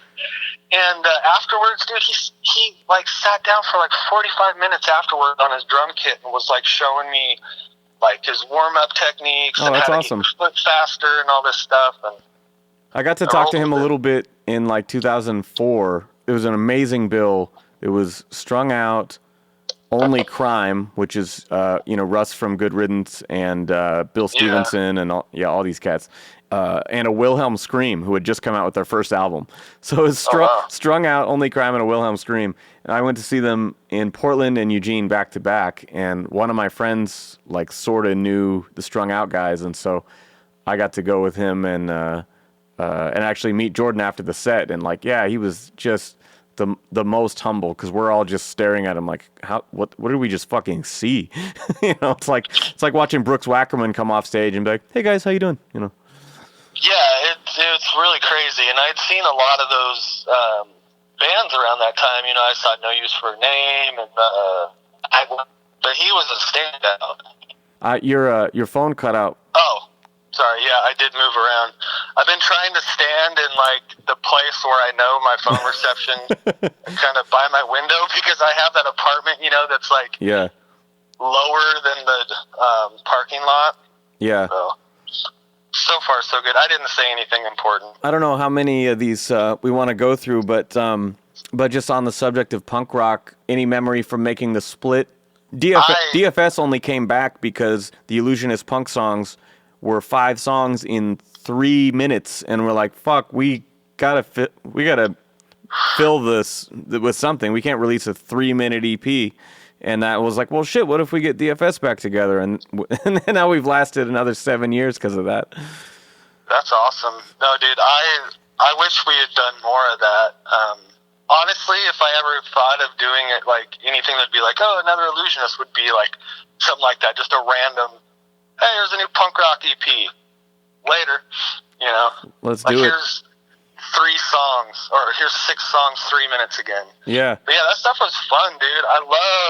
We just got to show another side of ourselves too, you know, where maybe we could do a more serious song, and then for 30 seconds we could tell people, you know, suck my dick, you know. And I think a lot of that too helped bridge the gap, because everyone knew us from these other genres. Very few places wanted to book us as a rap act, and so when people see us up there rapping, but then they see us still doing, it's like, oh, they're the same guys. Like, I get this. This isn't that different. Yeah. And that's like with me, I've never, any of the bands I've been in, like I've never gone on to be like, oh, the Illusionists featuring X members of, you know, like, and I know you're not like that either. I don't necessarily want to hear people going like, "Oh, this is what you're doing now." Yeah. This? Really? Like, I like people to just figure it out on their own, which I always thought was great. I'd go see, Yob or something, and it'd be like, "Yo, shout out to, Gabe or the Illusionists," or last time I saw him, he's like giving me a shout out, talking about checking out Dusted Temple. Nice. We should probably talk about Death of a Salesman. I mean, that was our big record. Dude. That could be its own episode, yes. But I mean, that album is still one, if I'm hanging out with somebody at a show or somebody comes to town and they start talking about, favorite releases or something, that one is more often than not, I'd say it's the most frequently number one chosen that people give me. Is like, oh, Death of a Salesman though. Like what we were going through at the time, and the fact that we chose to write about in such detail and in such almost like real time day in the life of our turmoil at the time, that it was probably more relatable than anything we'll ever write again. Yeah, it's the most personal piece of art that I've ever been a part of. It's like you put it on, and it's like you feel those. I feel those times, like everything that was going on. It was insane, dude. It was such a good album. Like, I listened to it, and I love it from start to finish. Like, there's nothing that I want to change. I felt like we had maybe subconsciously or somehow in the back of our minds, like, it's where we always wanted to get to. Yeah. Like that sound. I mean, that was our first, like, post-touring a lot and having dissolved the live band. And, like, I mean, that was really the, like, most refined. Our chemistry was as tight as it could have possibly been, particularly me and Ev on that record. I would say you and me on that record, because we were working together to elevate the mix quality and stuff like that at the same time that me and Ev were trying to elevate the performances. And I don't know, I feel like two ways about it. I feel like in some ways that's me and his record, in some ways I feel that's me and your record. And obviously Kraz had his awesome contributions, but, like, when I think of the interludes of me and Kenny, and you're sitting right there, I know. And all that shit, like, I rewatched the documentary after you mentioned it, and, just like the footage of us in the warehouse and, like, the footage of us at the printer, and then that's when I remembered, like, oh yeah, he's with me when I was recording those ass chewings over the phone. And yeah, I was the one that recommended it. I was like, we need to start recording this shit. It's getting crazy. Yeah, it was a weird time, because then, you think, I'm utilizing, so before that album, we had the show with ENA, that shit took off. So then I being mentored by Max for a year before that album. So it's like, I think it was a year, however long, but I mean, it was probably 6 months of doing those remixes, before Mike passed, because it took a few weeks to get them, and then from there it was, you were steady sending tracks to Max and Mike, I mean, as they were getting completed, and, him going, yeah, this version doesn't quite work, you need to, focus on this element, and, shit like that. Yeah. And then even after Mikey passed, when we were going to put it out, then it was like, then it was on again, where, getting the notes, but, yeah, true. Yeah, there's just a lot of... Well, plus reintroducing at the same time. Yeah, it was a weird time, because it was like, I remember us after the ENA show, it was almost like we had just hit a wall. Like, yeah, you've been having fun, but now what are you going to do? Like, we had that fucking moment, where it's like, well, shit. Like, are we going to take this serious now? And, like... You're so right, because I don't remember if we all talked that night, but I remember the next morning, because it was a weekday, and we went to work, and it was like Wednesday morning, and we all had this, like, epiphany sort of feeling of, like, everything's different now, right? Like, how fucking crazy that we were just all had this like heaviness, this focus, this like, okay, are we all in? And I think that was the day when I made that comment. I said, dude, our lives are like, yeah, it's like every day is like the beginning of Groundhog's Day and the end of 8 Mile, you know? And I think when people hear that, they're probably thinking of the battle finale, which is relevant, but I'm also thinking of, in terms of the album we were making, the scene after the battle when they're like, all right, you gonna go celebrate? And he's like, no, man, I gotta go back to work. You know? That's what I'm talking about. It's like, no, you're like, oh, this is fucking amazing. All right, see you at work tomorrow. Yeah, he's like, no, I got somebody covering my shift right now. See you later. You know, and that really became such a, you know, it's something every artist can relate to, but also even people who aren't creative people, you know, in just feeling kind of stuck. And, you know, the fact that we were, for whatever reason, I think maybe just having idea and abilities turn their heads to you and ask what you have to say. And what, you know, it's just like, for whatever reason, we were so supercharged to create and to challenge ourselves and to do better. And coming out of this period, again, where we had all kind of given up, and the idea of like, you know, making it or making this your life, you know, was kind of over. The fact that we were getting that second wind made all that corporate bullshit feel like fucking prison. And I'm not trying to like hyperbolize it, but like that's why that album is so intense, because you have this, it's like a thunderstorm of the hot and the cold, of the, you know, the positivity and the negativity, you know, the infinite promise and possibility against this conform, do the same, fit in your box. And it's weird to me to talk about, because it doesn't seem like, yeah, I mean, you're musicians at work. You know, it's your day job. That's what it is. But like, it was just that lightning in a bottle moment where everything was the worst it had ever been at work, while everything's the best it had ever been outside. And those two things lining up simultaneously is what made all that happen, you know? Yeah. I mean, I think Owned sums up the feeling of Guitar Center at that time. Or just like all of us. Like, we're just being like chaos. There's just this energy of tumbling around and not knowing like what, it was a weird time. Like, I still look back at it and just be like, God damn, that was so intense during that period. I don't know about you, but I still, including this morning / last night, I still have stress dreams about being there. Oh, man. I still do. I was telling the guy that I work with, I was talking to him about Guitar Center, and it's like, I tried to explain it. It's like, it's almost like people I know were affected by that place. Yeah. Like, I saw friends develop, like, tics, you know? Like twitches in their face and stuff because of the stress of that place. Yeah. I mean, dude, Crosby. Yeah. Crosby and Blake.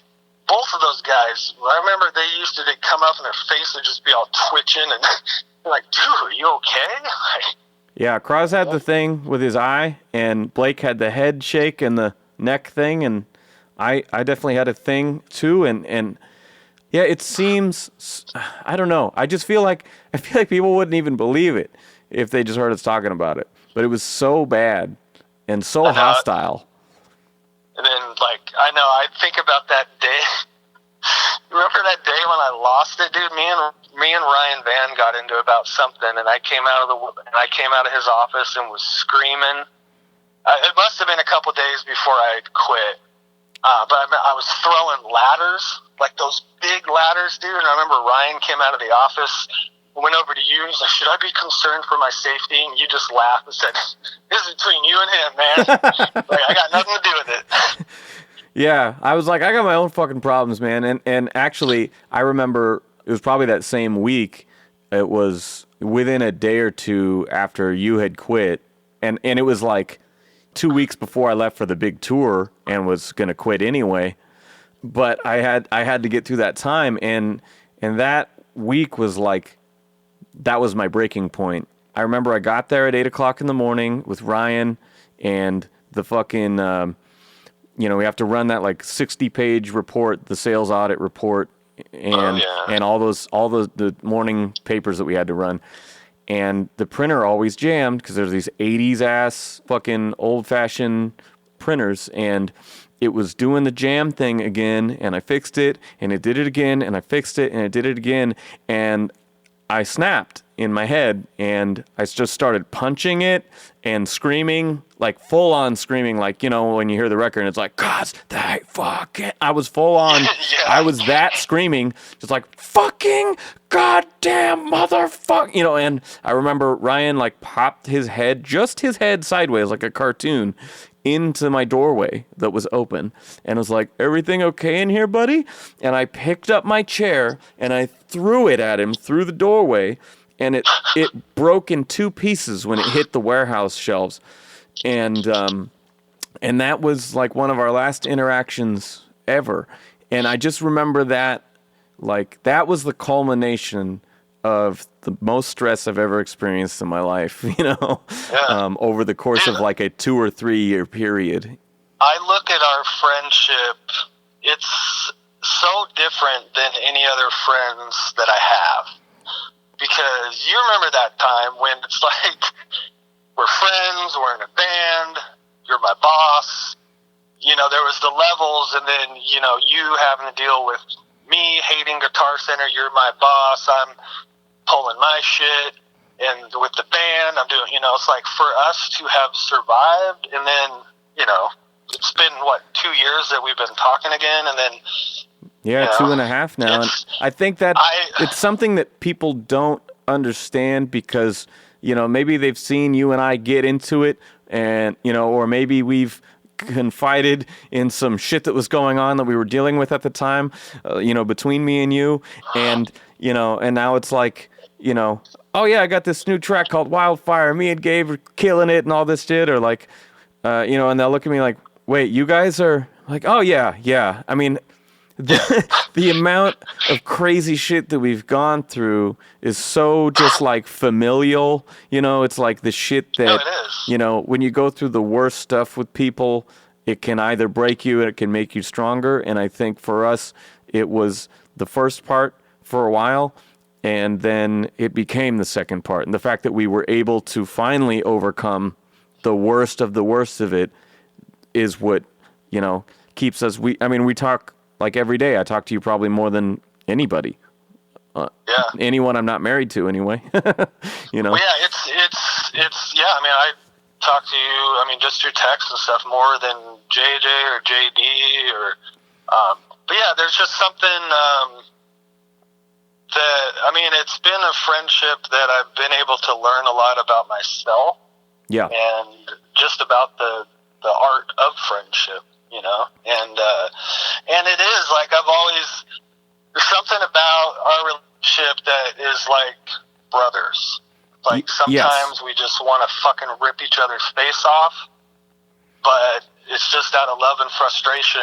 And I think some of that is some guy shit too, because like, I don't know if you've had this experience with somebody, but like me and Crosby, for example, I have a very deep relationship with Crosby, and he's one of the only people who like, and this was back in like high school, like we actually got into a fist fight, right?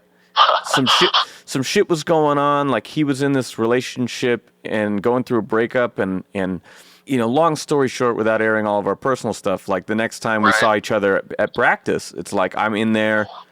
He walks into the house, we lock eyes, and we just go for each other. And it's like, cartoons rolling around on the floor, and then when it was done, we both stood up, brushed ourselves off, and we played music. And you and I, on an emotional level, have had that.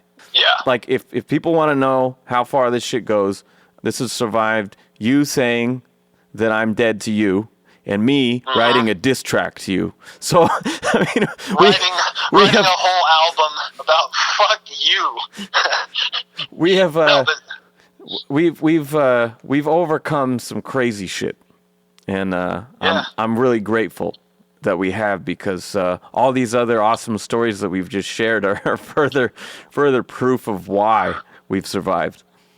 Well, I mean, the thing, and not with everybody I've ever been in a band with, but like in reality, when it comes down to it, it's like friendship first. You know, like I'd rather, kind of like with Mike Shite, you just realize, like, you know what?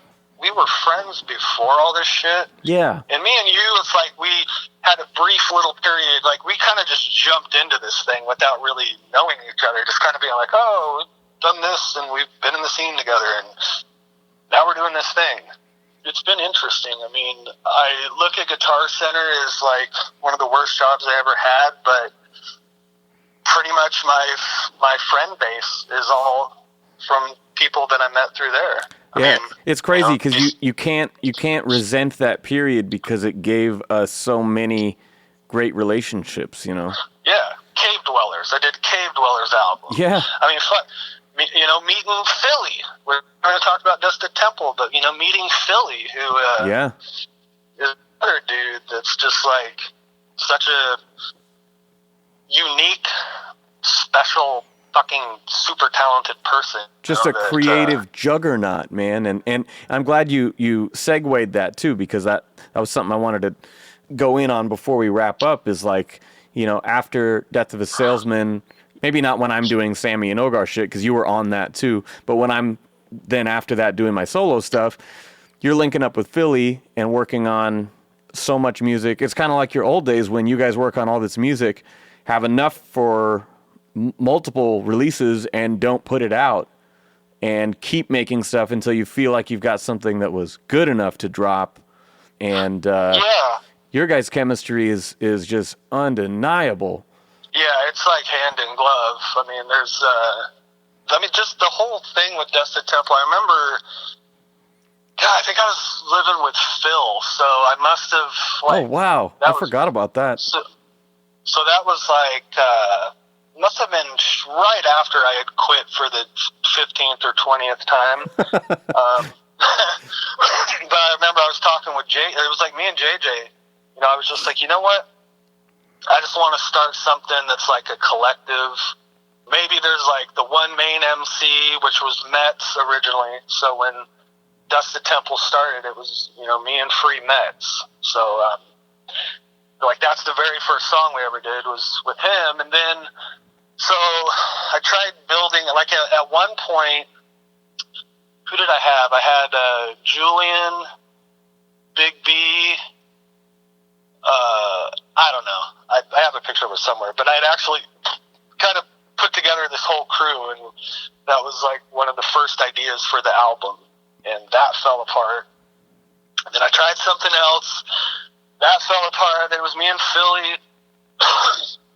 And yeah, we went through this process of like, we'd make a batch of songs, and like in the Illusionist, we're both progressing, trying to get better, that then we sit back and we look back at the old batch going, that's not good enough. Well, it's like what you were talking about with the first Yob record. Like when you are creating an album, you're probably also releasing your last album around the same time. And that, maybe not everybody, but for people like you and I who I'd say the creative part is the focus, and that's the most...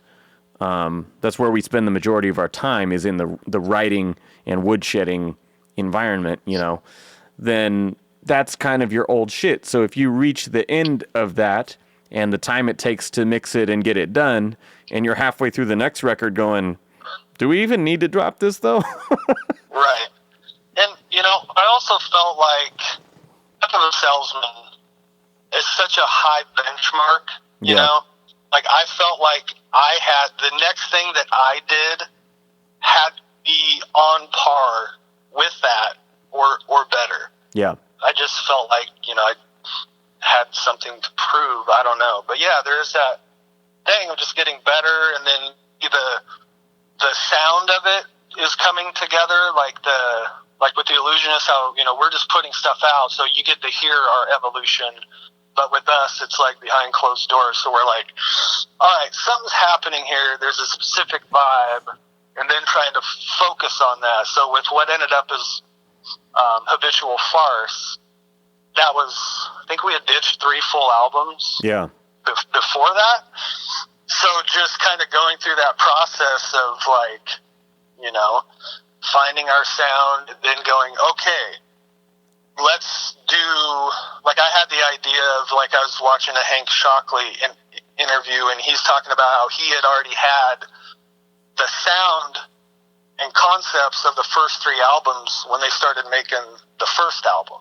That's crazy. So I was like, I kind of want to do that vibe to where, you know, like first album, you know, we kind of have this vibe, and then, you know, like our second album or our EP, you know, Raw Sun, I'm like, I want to do something that's just positive, you know, like something you could put on during the summer when it's sunshiny out, have people over, you can put it on, there's nothing to offend anyone. And honestly, that record is, I'm more about the aggressive rap shit, but I love that record. I think it really is a feel-good album.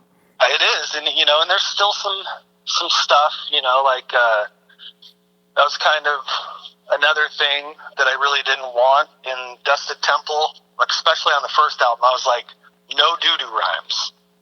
Don't talk about yourself and how good, you know, like, just let's, like, come up with an idea. So basically the whole concept for the first album is just, like, at that time was, like, when everything was starting to take off with, you know, like, social media and just the insanity of it, you know, like, so what, it must have been like 2016, so, you know, the elections were going on. Yeah. It's like, we were really influenced by that season of South Park, season 19, when they, like, brought in, you know, PC Principal and... oh, didn't they do one with, there was something about, like, they did a Photoshop episode, like an Instagram episode, right? Yeah. So, I mean, we're basically, the idea of the album is just, like social media, the habitual farce of it, like, it's just this world of fakeness and insanity and bullshit posturing, you know, so it's definitely very, it's got a message to it, you know? Yeah. But I didn't want it to be like Public Enemy style militant, you know, like it's still... Yeah, it doesn't feel like an Immortal Technique record or something. It's just more of like a...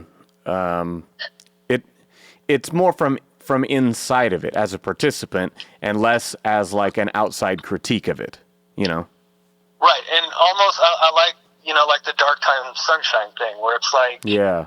Like, maybe lyrically it's darker and there's like a serious message, but musically it's lighter. That's what I always loved about Dark Time Sunshine, and how the name makes perfect sense, because that's true. There's a contrast that happens there. So yeah, and it was cool with Philly too, because, you know, he at one point, you know, he was going to be a youth pastor. Yeah. You know, when me and him started becoming better friends and doing the Dusty Temple thing, you know, like he was really, or had been going through this kind of finding himself again, you know, like walking away from the church and trying to find himself, and then meeting me, and, you know, like me kind of opening up his mind to a lot of things, and just making him think differently about what he's talking about, you know, too, like, say something. But with him, dude, yeah, there's just something like, he knows exactly what, and it's like he does what he does, but it's exactly what I want. Yeah. So it's like Dre and Snoop, you know, like, it just works. Yeah, I think you guys are great together. Yeah, I mean, he's a beast. I think another thing that the reason we get along so well is he's a hermit the same way I am, you know, when people are like, why don't you put yourself out more? And it's like, you're so fucking talented, you know? And it's like, well, let's just do what we do. Yeah, I mean, that's the only detriment of Dusted Temple is you don't have that attention whore person that will sell the record for you. Like when you were talking about how our growth in the Illusionist had been so public and how you had learned from that and gone, well, maybe let's keep working until we arrive at that death proof moment, at that reintroducing moment, and I think sometimes about like, oh man, what if I hadn't put out Sequel of Me and I started on Counterclockwise, or what if I hadn't put out, certain things that I have, mixed feelings about and waited till the stronger record. But simultaneously, what those early records did was begin to build interest in the group. So like you guys came out with better material from the gate, but there was like less familiarity with what you were doing. Right. And there had been such a long period between, me being in the Illusionists. I mean, like what, 5 years or some shit? Yeah, when did Habitual Farce come out? 17?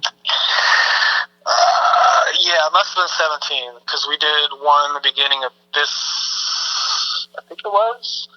Or maybe it was last year. Maybe we did the 2 last year. I know it was like either the end of 2017 or the beginning of 2018. Yeah, but I mean, yeah, that's a good 4 years anyway, because I think you left for the last time on, I think it was the day that we brought Max to town, because Abilities was headlining the Death of a Salesman release show at the end of that tour. Oh, yeah. And I think you quit that day, played the show, and then that was it. And so that would have been like June of 13. So, I mean, yeah, there was a good stretch there where no one had heard a single beat from you. Well, yeah, I did that. I think the first thing I did was Philly was working on that solo album, Hip Hop Stand Up. That was when I first got the MPC 500. So a lot of those beats are actually like on that Hip Hop Stand Up, or like me playing live MPC while Philly's just standing next to me rapping. We were like having that realization, like, oh shit, like whatever we do is really, really fucking good, And he's a beast, man. Just like he says, it's like I've only given him one beat that originally he's like, I'll rap over anything. I'm like, I don't know. And I sent him this beat that was like a crazy mix of Darling Nikki from Prince. Oh yeah, I think I heard that. Yeah, I can't do that. And I've done different versions. I ended up doing one for Concentrate for his album that he responded back, I think this is the best beat I've ever heard in my life. So that's awesome. But yeah, man, working with Philly has been amazing, and I was just thinking last night, I was like, I haven't even talked to Philly in months. Like, since we dropped, like, Moon Dust was the last time where I was like, oh, it's out, and then we just kind of, do our thing, and then when I'm ready, or he's ready, I'll hit him up, and it's crazy. Like, I'll just, if I'm in creative mode, which I haven't been in for a couple months, I send him everything. Or like, I've been doing with you, and the same process with the Illusionists. Like, I like to just do my thing, pass it off, and then get it back. Yeah. And be blown away by it. And he had, told me all these ideas he had for Moon Dust and the beats he had picked out and all this stuff. And he came up with the concept of like, well, let's do like a part 2 to the Raw Sun. We'll do like a Moon Dust thing. And yeah, and then when I got it, I was just so blown away because he keeps incorporating the singing and stuff more. Yeah, that one has a much different vibe to it. Yeah, which is what I wanted to go for. I said I definitely wanted, like I had been making all these beats, like I was going through this phase, I made this whole string of beats where I'm like, I want to make the new Public Enemy album. So, but he ended up picking, so it varies, but the original batch he was going through, I thought it was going to be different to what it turned out being. But yeah, he just keeps leveling up. It's like, the weird thing is I don't know where he gets a lot of this stuff from because he doesn't necessarily like listen to a lot of music. Like he's one of those people. Huh. Which admire musicians like that. It's like, yeah, they don't really listen to music, but they come up with these ideas, and it's like, where'd you get that from? Yeah, it's weird. It It's can't like just be from you. it's like an actor that doesn't like to go to the movies. Like they don't want to pick up other people's things subconsciously, you know. Whereas like you and me are just constantly looking for the next newest thing, you know, trying to soak it all in. Yeah, it's a never-ending thing for me. But I think that's part of, you want to be a good beat maker. But also with that process, like being a beat maker can be tricky because you have to, sometimes you can get caught up in not ever listening to music. You're just listening for things in music. True, yeah. But back to Dusted Temple. So yeah, kind of our idea is to maybe be stylistically different every release, the way like Zion I does. Mm-hmm. You know, where you don't really know what you're getting. You know it's going to be Zion I. It's going to be good, but it's going to be sonically different than what we did before. So, and also, I over the last few years have started making beats where I don't rely on samples. So, like, there was a lot of stuff where I was doing, you know, I would just open up my virtual synths, you know, and then, like, just record and just sit there playing parts, you know, just kind of jamming, and then I would save them and then, you know, use them as samples in songs. So, like, trying to build my own stuff. Yeah, it's sort of your adventures in counterculture. Yeah, because I wanted to see, like, okay, what would come out of me if I'm not relying on something that's already melodically presented for me? Like, what can I come up with? So I think a lot of Moondust is like that. But, I mean, I play keyboards like a caveman, so, you know, yeah. I'm not going to have any, like, expensive chords or anything. I remember I bought Juno something or other when, God, I think it was around Death Proof. Having grown up playing guitar and bass and not the other way around, I was so unfamiliar with just the layout of a fucking keyboard. I just couldn't wrap my head around it. And again, I'm not the person to like sit down and learn the proper thing over the course of 6 months, so I got rid of it. Well, you know, the one person that really influenced me to go that route was Zavala from Dark Time Sunshine. You know, because, like, dude, hearing Angst or was the one before that, Bessel? Yeah. Dude, those beats are freaking amazing. They're, like, the most melodically beautiful hip-hop I've ever heard. And it always just blew me away that he doesn't really sample at all. Like, he does some, but minimally, you know? Yeah. I mean, even his breaks, like, he records himself playing drums and stuff. So, you know, it's funny. I was I can't remember where I was, but on tour somewhere talking, you know, backstage with a bunch of musicians, and they're like, yeah, man, and just like his drum sound, and I was like, oh, well, you know, I asked him about that, and he told me that he plays his own drum parts, and they like laughed at me. They're like, oh yeah, right, that's what he told you. And I just thought that was funny. Because if you listen to the tracks, there is a lot of sonic variance between the songs. Like, it's entirely possible that that's just an answer he gives. Yeah, it's, who fucking knows nowadays. But he's amazing, and I recently got the instrumentals of those two albums, so it was really cool to, like, just go through and listen to his style. And it is neat, because it is cool to see what comes out, because I've been sampling for so long, you know? Yeah. Well, before we wrap up, I just wanted to touch on, if they're listening this far, then they're invested in what we do, and it's been a long time, but you and I actually started making a full-length project again. Yes, finally. Public about it. Yeah, you're right. I don't think we've mentioned that at all. But, no, I had that little, like, you know, comment I left the other day on Facebook that didn't really say anything. Oh, yeah. You knew what I was talking about. It just looked like you were saying, die. I know. That's why I figured people are probably going to be like, oh, they're at it again. Like, I didn't think of that. Yeah. But, yeah, dude, fucking finally. I mean, you know, I know it's been 2 years since we've been rebuilding, and I've been trying my best to earn my place again. And I'm super excited. I mean, it sucks that I lost my fucking laptop. Yeah, luckily, I still have the 2 tracks for all those. We just lost all the stems, so.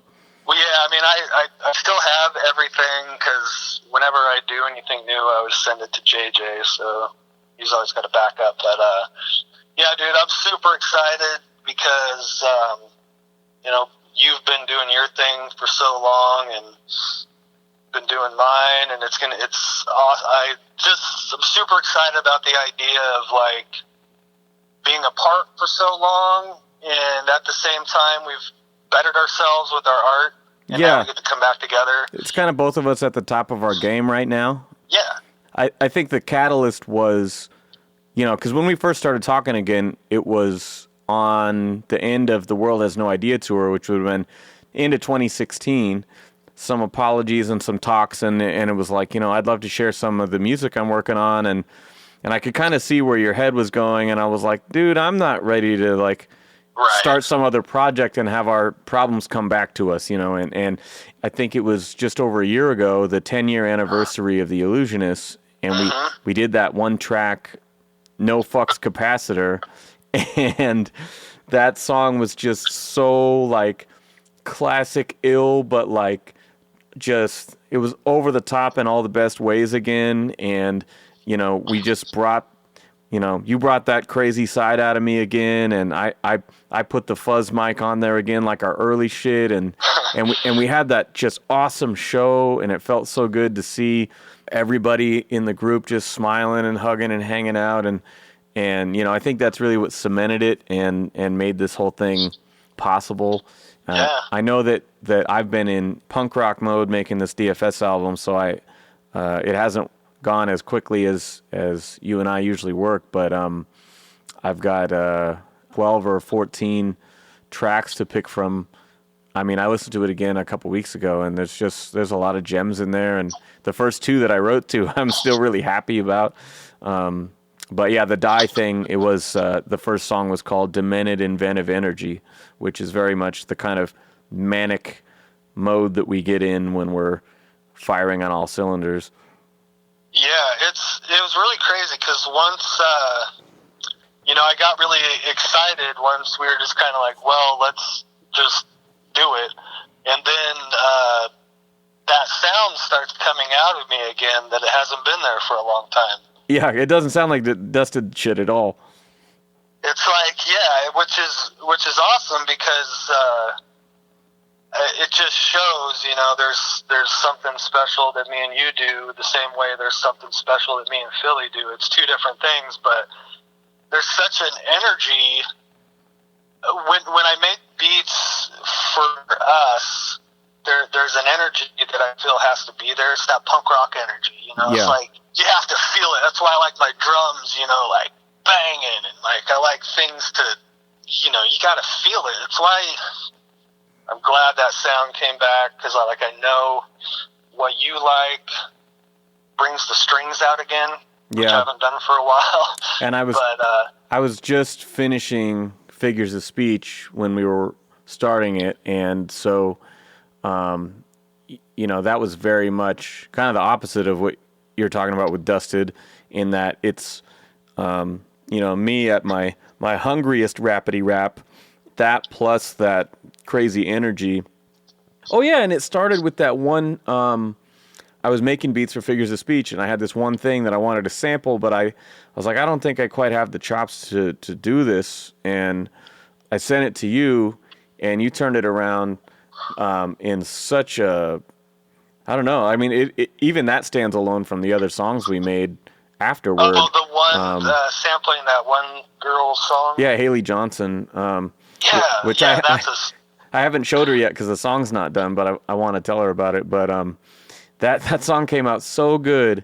You get the simultaneous energy of the Figures of Speech shit that I was already doing, and then crazy Sammy Webb shit just magnified it, and that song is just, I might have to reel it in when I do the final recording. It was like super intense. Yeah, it's definitely is like a lot of that. I was just listening the other night, a lot of those beats. But yeah, that's one. It's definitely a standout track. That Jellyfish track that I did too. Dude, and I love that beat, but I feel like it's got to end up just being like a fucking like scratch thing or an instrumental thing, because it's the tempo it's at is such a like double time choppy thing, and that's just like, it's just not my forte, you know. It's not in my wheelhouse. Yeah, I was thinking about that too. It's definitely a good instrumental track because it's, but I love it. Like, I've been wanting to chop that song for so long, that Jellyfish song, that I really like how it turned out. Yeah, that Haley song, yeah, that's going to be interesting. I can't wait to hear her reaction to how I chopped that. Yeah. But that's another cool thing that I don't get to do in Dusted Temple that we did in the Illusionists, is you giving me, you know, shit like, here's a Fiona Apple song. Yeah. Do something with this, you know, like, hey, here's this RX Bandit song, you know, what ended up being, oh, yeah. Not Alone. Yeah. Like, I remember Christoph going like, wait, what? This is like sample? Like, this is crazy. Yeah, I forgot about that sample. Yeah, man. I mean, if you think about like the origin of the group, you know, the first Illusionist songs were from that soundtrack I gave you. It's just like, it's always kind of been a different thing where I can make beats and I do certain things, but occasionally I'll just hear a thing and be like, oh man, but you know who would be good for this? Yeah, I love those challenges. And, but yeah, dude, I'm beyond excited about doing this. I mean, I know you got a lot of stuff going on, and I'm just patiently waiting. Yeah, I know. I feel like I'm dragging, but I got a full plate with DFS right now, so it'll happen when it happens, just like when we started it, and you know, it'll come out at the right time. Yeah, I mean, let's see how many. So yeah, there's 15 songs so far. Nice. That we're sitting on for that project that are all pretty good. Long time overdue, but I'm glad. Because yeah, I mean, when we did back together too, you know, don't forget, 2016 was a rough year for me. I was in the hospital three times. Just, it was a weird year. I had to deal with a lot of weird stuff. I made it. The most important thing through all of that mess, you know, even with everyone involved, I won't mention names, but other people that we have met through ENA, you know, like, you were the most important thing out of that equation. Like, I must save this. Yeah. Like, this is important. But yeah, it was a rough year, and it really, it was like one of those goals I had from just you know, that year for me also, being in the hospital, mental hospital 3 times in a year, it's going to make you slow down, and it's going to make you look at yourself. It made me slow down and look at myself, how I lean on people, how people see me, how I present myself, the effect I have on people. You also learn a lot about who's really there for you. You know, like, I still to this day feel bad when JJ hit me up and said, Sam really wants to talk to you, and I'm like, tell him to fuck off, he's toxic. You know? Yeah, like, I vaguely remember that now that you mention it. I had forgotten about it, but none of that stuff ever set right with me, you know, and there was a lot of weird stuff that happened, but, you know, once I settled down and I got my life back together and I moved here, it's like, my main goal was to rebuild, you know, what we had, because I knew I had fucked up, and it wasn't you, and a lot of it too, like, it got out of control just because of the intensity of what I was going through. Yeah.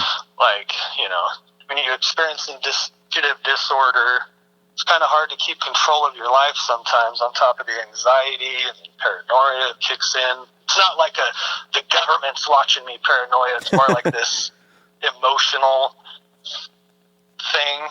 My goal is to, like, rebuild myself, my friendships, earn earn my way back into hopefully being in a creative place with you again, which I feel we've done that.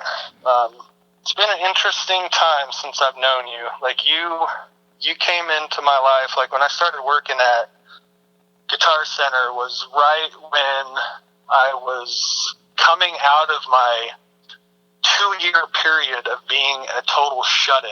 Like, I would leave the house to go to the store and to Rywolf's practice. Yeah. So, like, so yeah, it's been interesting. But I know that's another tangent. But well, yeah, man, I'm grateful. I'm glad. There was a lot of like skeptical relief at first when we rekindled, and well, yeah. you know, we were both just like, well, we'll do what we can. We'll see if this, you know, I feel like we were both just kind of down to give it a shot and hope everything came together. And you know, in what you just spoke about, I mean, I've seen you the most self-aware and positive and determined and really, you know, focused, and being able to, you know, catch those old triggers or those old habits as they're happening and correct. And I was just joking with Ange yesterday about that scene in Happy Gilmore where he's breaking up with his girlfriend over the intercom at his apartment. And he's like, good, who needs you? Beat it. Leave me alone. I'm sorry, baby. You know, I didn't mean that, you know. That's totally me. And like at first there was a little bit of that. And then it became like, you know, you could see shit before it came, you know, and then we just kind of moved past all of it, you know, and now we're just back to like 2007 and we're just friends again, and it's awesome, you know. You know, it's an everyday thing for me, learning to live with what I live with, you know, and learning how to not let it control my life. Or I have everyone in my life now that I want there. You know, I've seen a lot of people leave, you know, from this shit, which I understand, but dude, having to sit back, like, I had to take a hard look at myself sitting in the hospital, you know, like, it's a tough thing to do, but, you know, I want to live, I want to have friends and not be an asshole, which I tend to be really good at. But yeah, dude, it's been, you know, I'm just trying to just earn my fucking place. I mean, especially with you, there's just been so much fucked up shit that's happened, but we've gone through it. And well, anyways, it kind of went for a weird turn at the end there, but yeah, dude, it's awesome. I'm super stoked. I'm glad that we've gone through it. Now we're working on music again. Yeah, and I'm glad that we got to finally do this podcast. I know we've been talking about me driving out to Corvallis for like 2 years, and it hasn't happened. So, you know, I think that now is maybe just the best time for it, that we can have some even more distance from all that ancient shit and just talk about it for what it was and enjoy where we're at now. So. Yeah, and I need to, before we go here, I have to give a huge shout out to JJ. All right? Yeah. Because speaking of coming into my life at a weird time, he came in at just a time of fucking turmoil and has been my rock through all of it. And he's been the one that will listen to me. Like, I can call him up and be, you know, at that time, be like, fuck him, fuck this, fuck that, and he'll listen, but at the same time, remind me of how important the friendship was, you know, stuff like that. Like, he's just the most positive person I've ever met. Like, anything I do creatively is to, like, he's my muse. Like, in Dusted Temple, he does the art, but he's also, like, the spiritual advisor, you know, like, but he's been there for me. Like, the guy's taken me to the hospital, picked me up with a smile. You know, he's just like, he's just an amazing person. And, you know, him and JD, you know, I got to meet JD, he's one of his old friends. But both of those guys, you know, like, I've met them, and I feel like I've known them forever. It's like they're as equally as important to me as you are.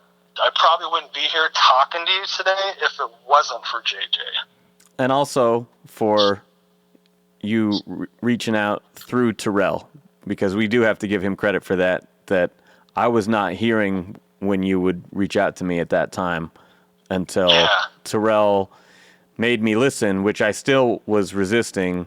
And then the fact that you guys kind of worked out like, oh, hey, we're going to be here at this time, you should roll through and we'll just do this, like that, at that time I needed that door to be closed. And the fact that I could actually see you in person healthy again, that's a credit to Terrell for, he's even said to me that like, he's like, I know that our shit didn't work out, meaning you and him. He's like, but he goes, I'm just glad to have been any part of getting you guys back together where you belonged.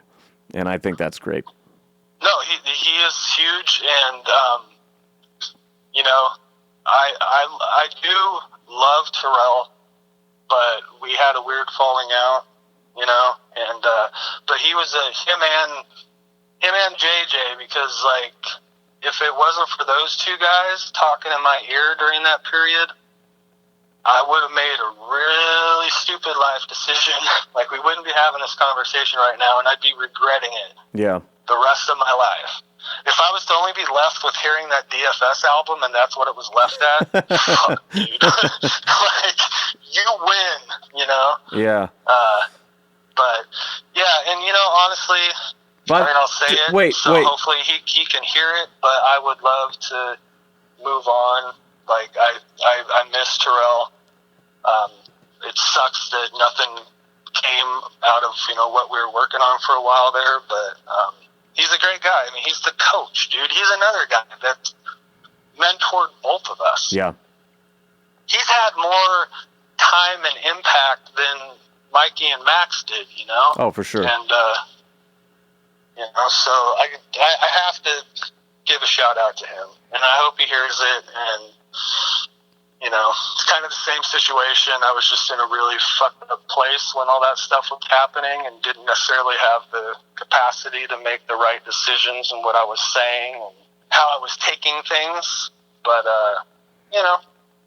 we've talked a lot about growing through this shit and squashing beef and you mentioned the DFS record and I think when you talk about earning your spot, I think that when I first told you about that, and I was terrified because we hadn't been speaking, and I thought, wait, so this thing that I was going to put out that I thought he would never hear, that I could just get this thing off my chest and not hurt him. And then we were back again, and I was like, okay, this thing exists. I need you to hear it. And when you did, I was so just fucking plagued with anxiety about this thing. And when you heard it and you talked to me in the most like cool, level-headed way where you were just like, yeah, that's what we went through. That was the situation. You're like, I can't fault you for needing to get that off your chest. Like, that's from your perspective, I see how that was true and what you experienced. And I was like, that's your reaction. Oh my God. And I was like, dude, this is the new Gabe. We talked about the new Gabe for years, but this is the new Gabe. Like, holy shit. Yeah. Like I think I was so terrified of it because I have a thin skin and I couldn't hear something like that about myself. From that moment, it was just like, oh, this is my dude. We're going to be fine. Yeah. And dude, honestly, like I need to hear that shit, Oh yeah, like, you said that. You were like, yeah, honestly, I think I need to know, how much it affected you and shit like that. And I was like, are you fucking kidding me? Like, oh, okay, good. I'm glad there's some therapeutic value on both sides of this, because for me, I thought it was just like, okay, now that I know he's not listening to my shit anymore, I have to vent on this chapter before we close it, and the fact that you were able to not even stomach it, but also gain something from it just blew my fucking mind and showed me so much progress and just so much love and understanding on your part. That's awesome. That's good to hear, because I've been trying. I didn't just go sit in the hospital for that I think it was a month and a half combined, but yeah, like I definitely took the time to better myself, try to. It's a continuing process, you know, but yeah, I'm trying my best. I'm glad it's working. Yeah, man, it's just like addiction or anything else, you know. It's like or depression or any of those chemical things, you know. It's just like an ongoing learning process. And yeah, dude, I appreciate you being so open on the show. And well, this is the episode I've dreamt about. This too is a good place for us to maybe say some things we haven't said too, you know. Yeah. So. For sure. It is kind of weird, you know, when you think about it with podcasts, and I've heard other people say this. It's like you could be friends with someone for so long, but then when you sit down and actually have a conversation for a couple hours, you know, like you kind of get a better understanding of that person, maybe from something you didn't know from before. But honestly, in the terms of, you know, this arc that we're discussing here, this will be a nice little time capsule too. Yeah, no, it will be. Yeah, thanks so much for doing the show. Of course. All right, that is our show. If you made it this far, I appreciate you. Normally I would cut out some of these extra things, especially what we had on at the end, but he and I had so many things left to say to each other that I felt like it was important to keep all that in there and show this for what it really is. You know, it's a real heart-to-heart between friends. So if you like the show, there's 54 more episodes before this. Please subscribe to it, give me a 5-star rating and review, share it, help me get the word out. And I'm going to leave you with a track from Dusted Temple off their new EP, Moondust.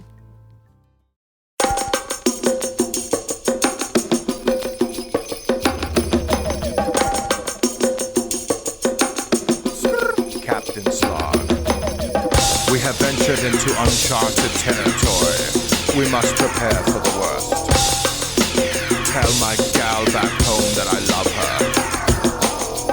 Kneel down to get giddy when I feel the rush. A new life, son. Captain Grizzly steady, the wheel and bust. Still it does. Didn't lift the ego till it fizzles up. Matrix level 0, I'll be Neo once I'm in the cut. Hit me with the kiss of Kratom, Simmons with the vicious tongue. Face paint out the window, something visceral for the simpletons. As above, so below, don't bellow over Christian plugs. And with the new moon cycle, I recycle my submissive trust. If you step against, you go from gilded crest to village dungeon. Chivalrous to villainous, impervious to get in touch. Diligent, dithering to die you into delirium. Better than playing a million plus and looking for some pills to crush it. Said it in the script you signed. Your mission wasn't get corrupt, and keeping up that image get you filtered if you give it up. The truth rings like a bell, a vibrant gift to us, but it's up to us to keep it alive, your soul experience. Luna Nova, she carries the fruits of wisdom. Luna Nova, self-fulfillment within the system. An unchem-holic when starlit, embodiment guiding us through the night for our astute ascension. Luna Nova, she carries the fruits of wisdom. Luna Nova, self-fulfillment within the system. An unchem-holic when starlit, embodiment guiding us through the night for our astute ascension.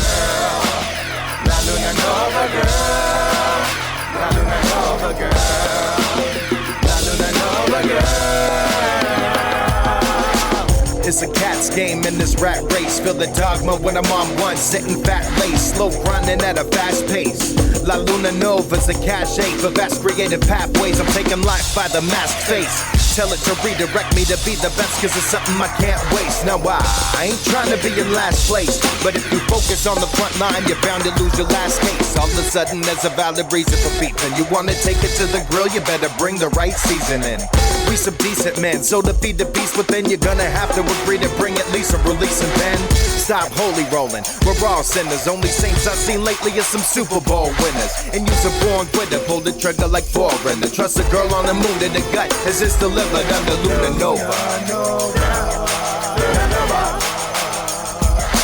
Luna Nova, Luna Nova, Luna Nova, Luna Nova, Luna Nova, Luna Nova, Luna Nova. She carries the fruits of wisdom. Luna Nova, self-fulfillment within the system. An unchem-holic when starlit, embodiment guiding us through the night for our astute ascension. Luna Nova, she carries the fruits of wisdom. Luna Nova, self-fulfillment within the system. An unchem-holic when starlit, embodiment guiding us through the night La luna nova girl.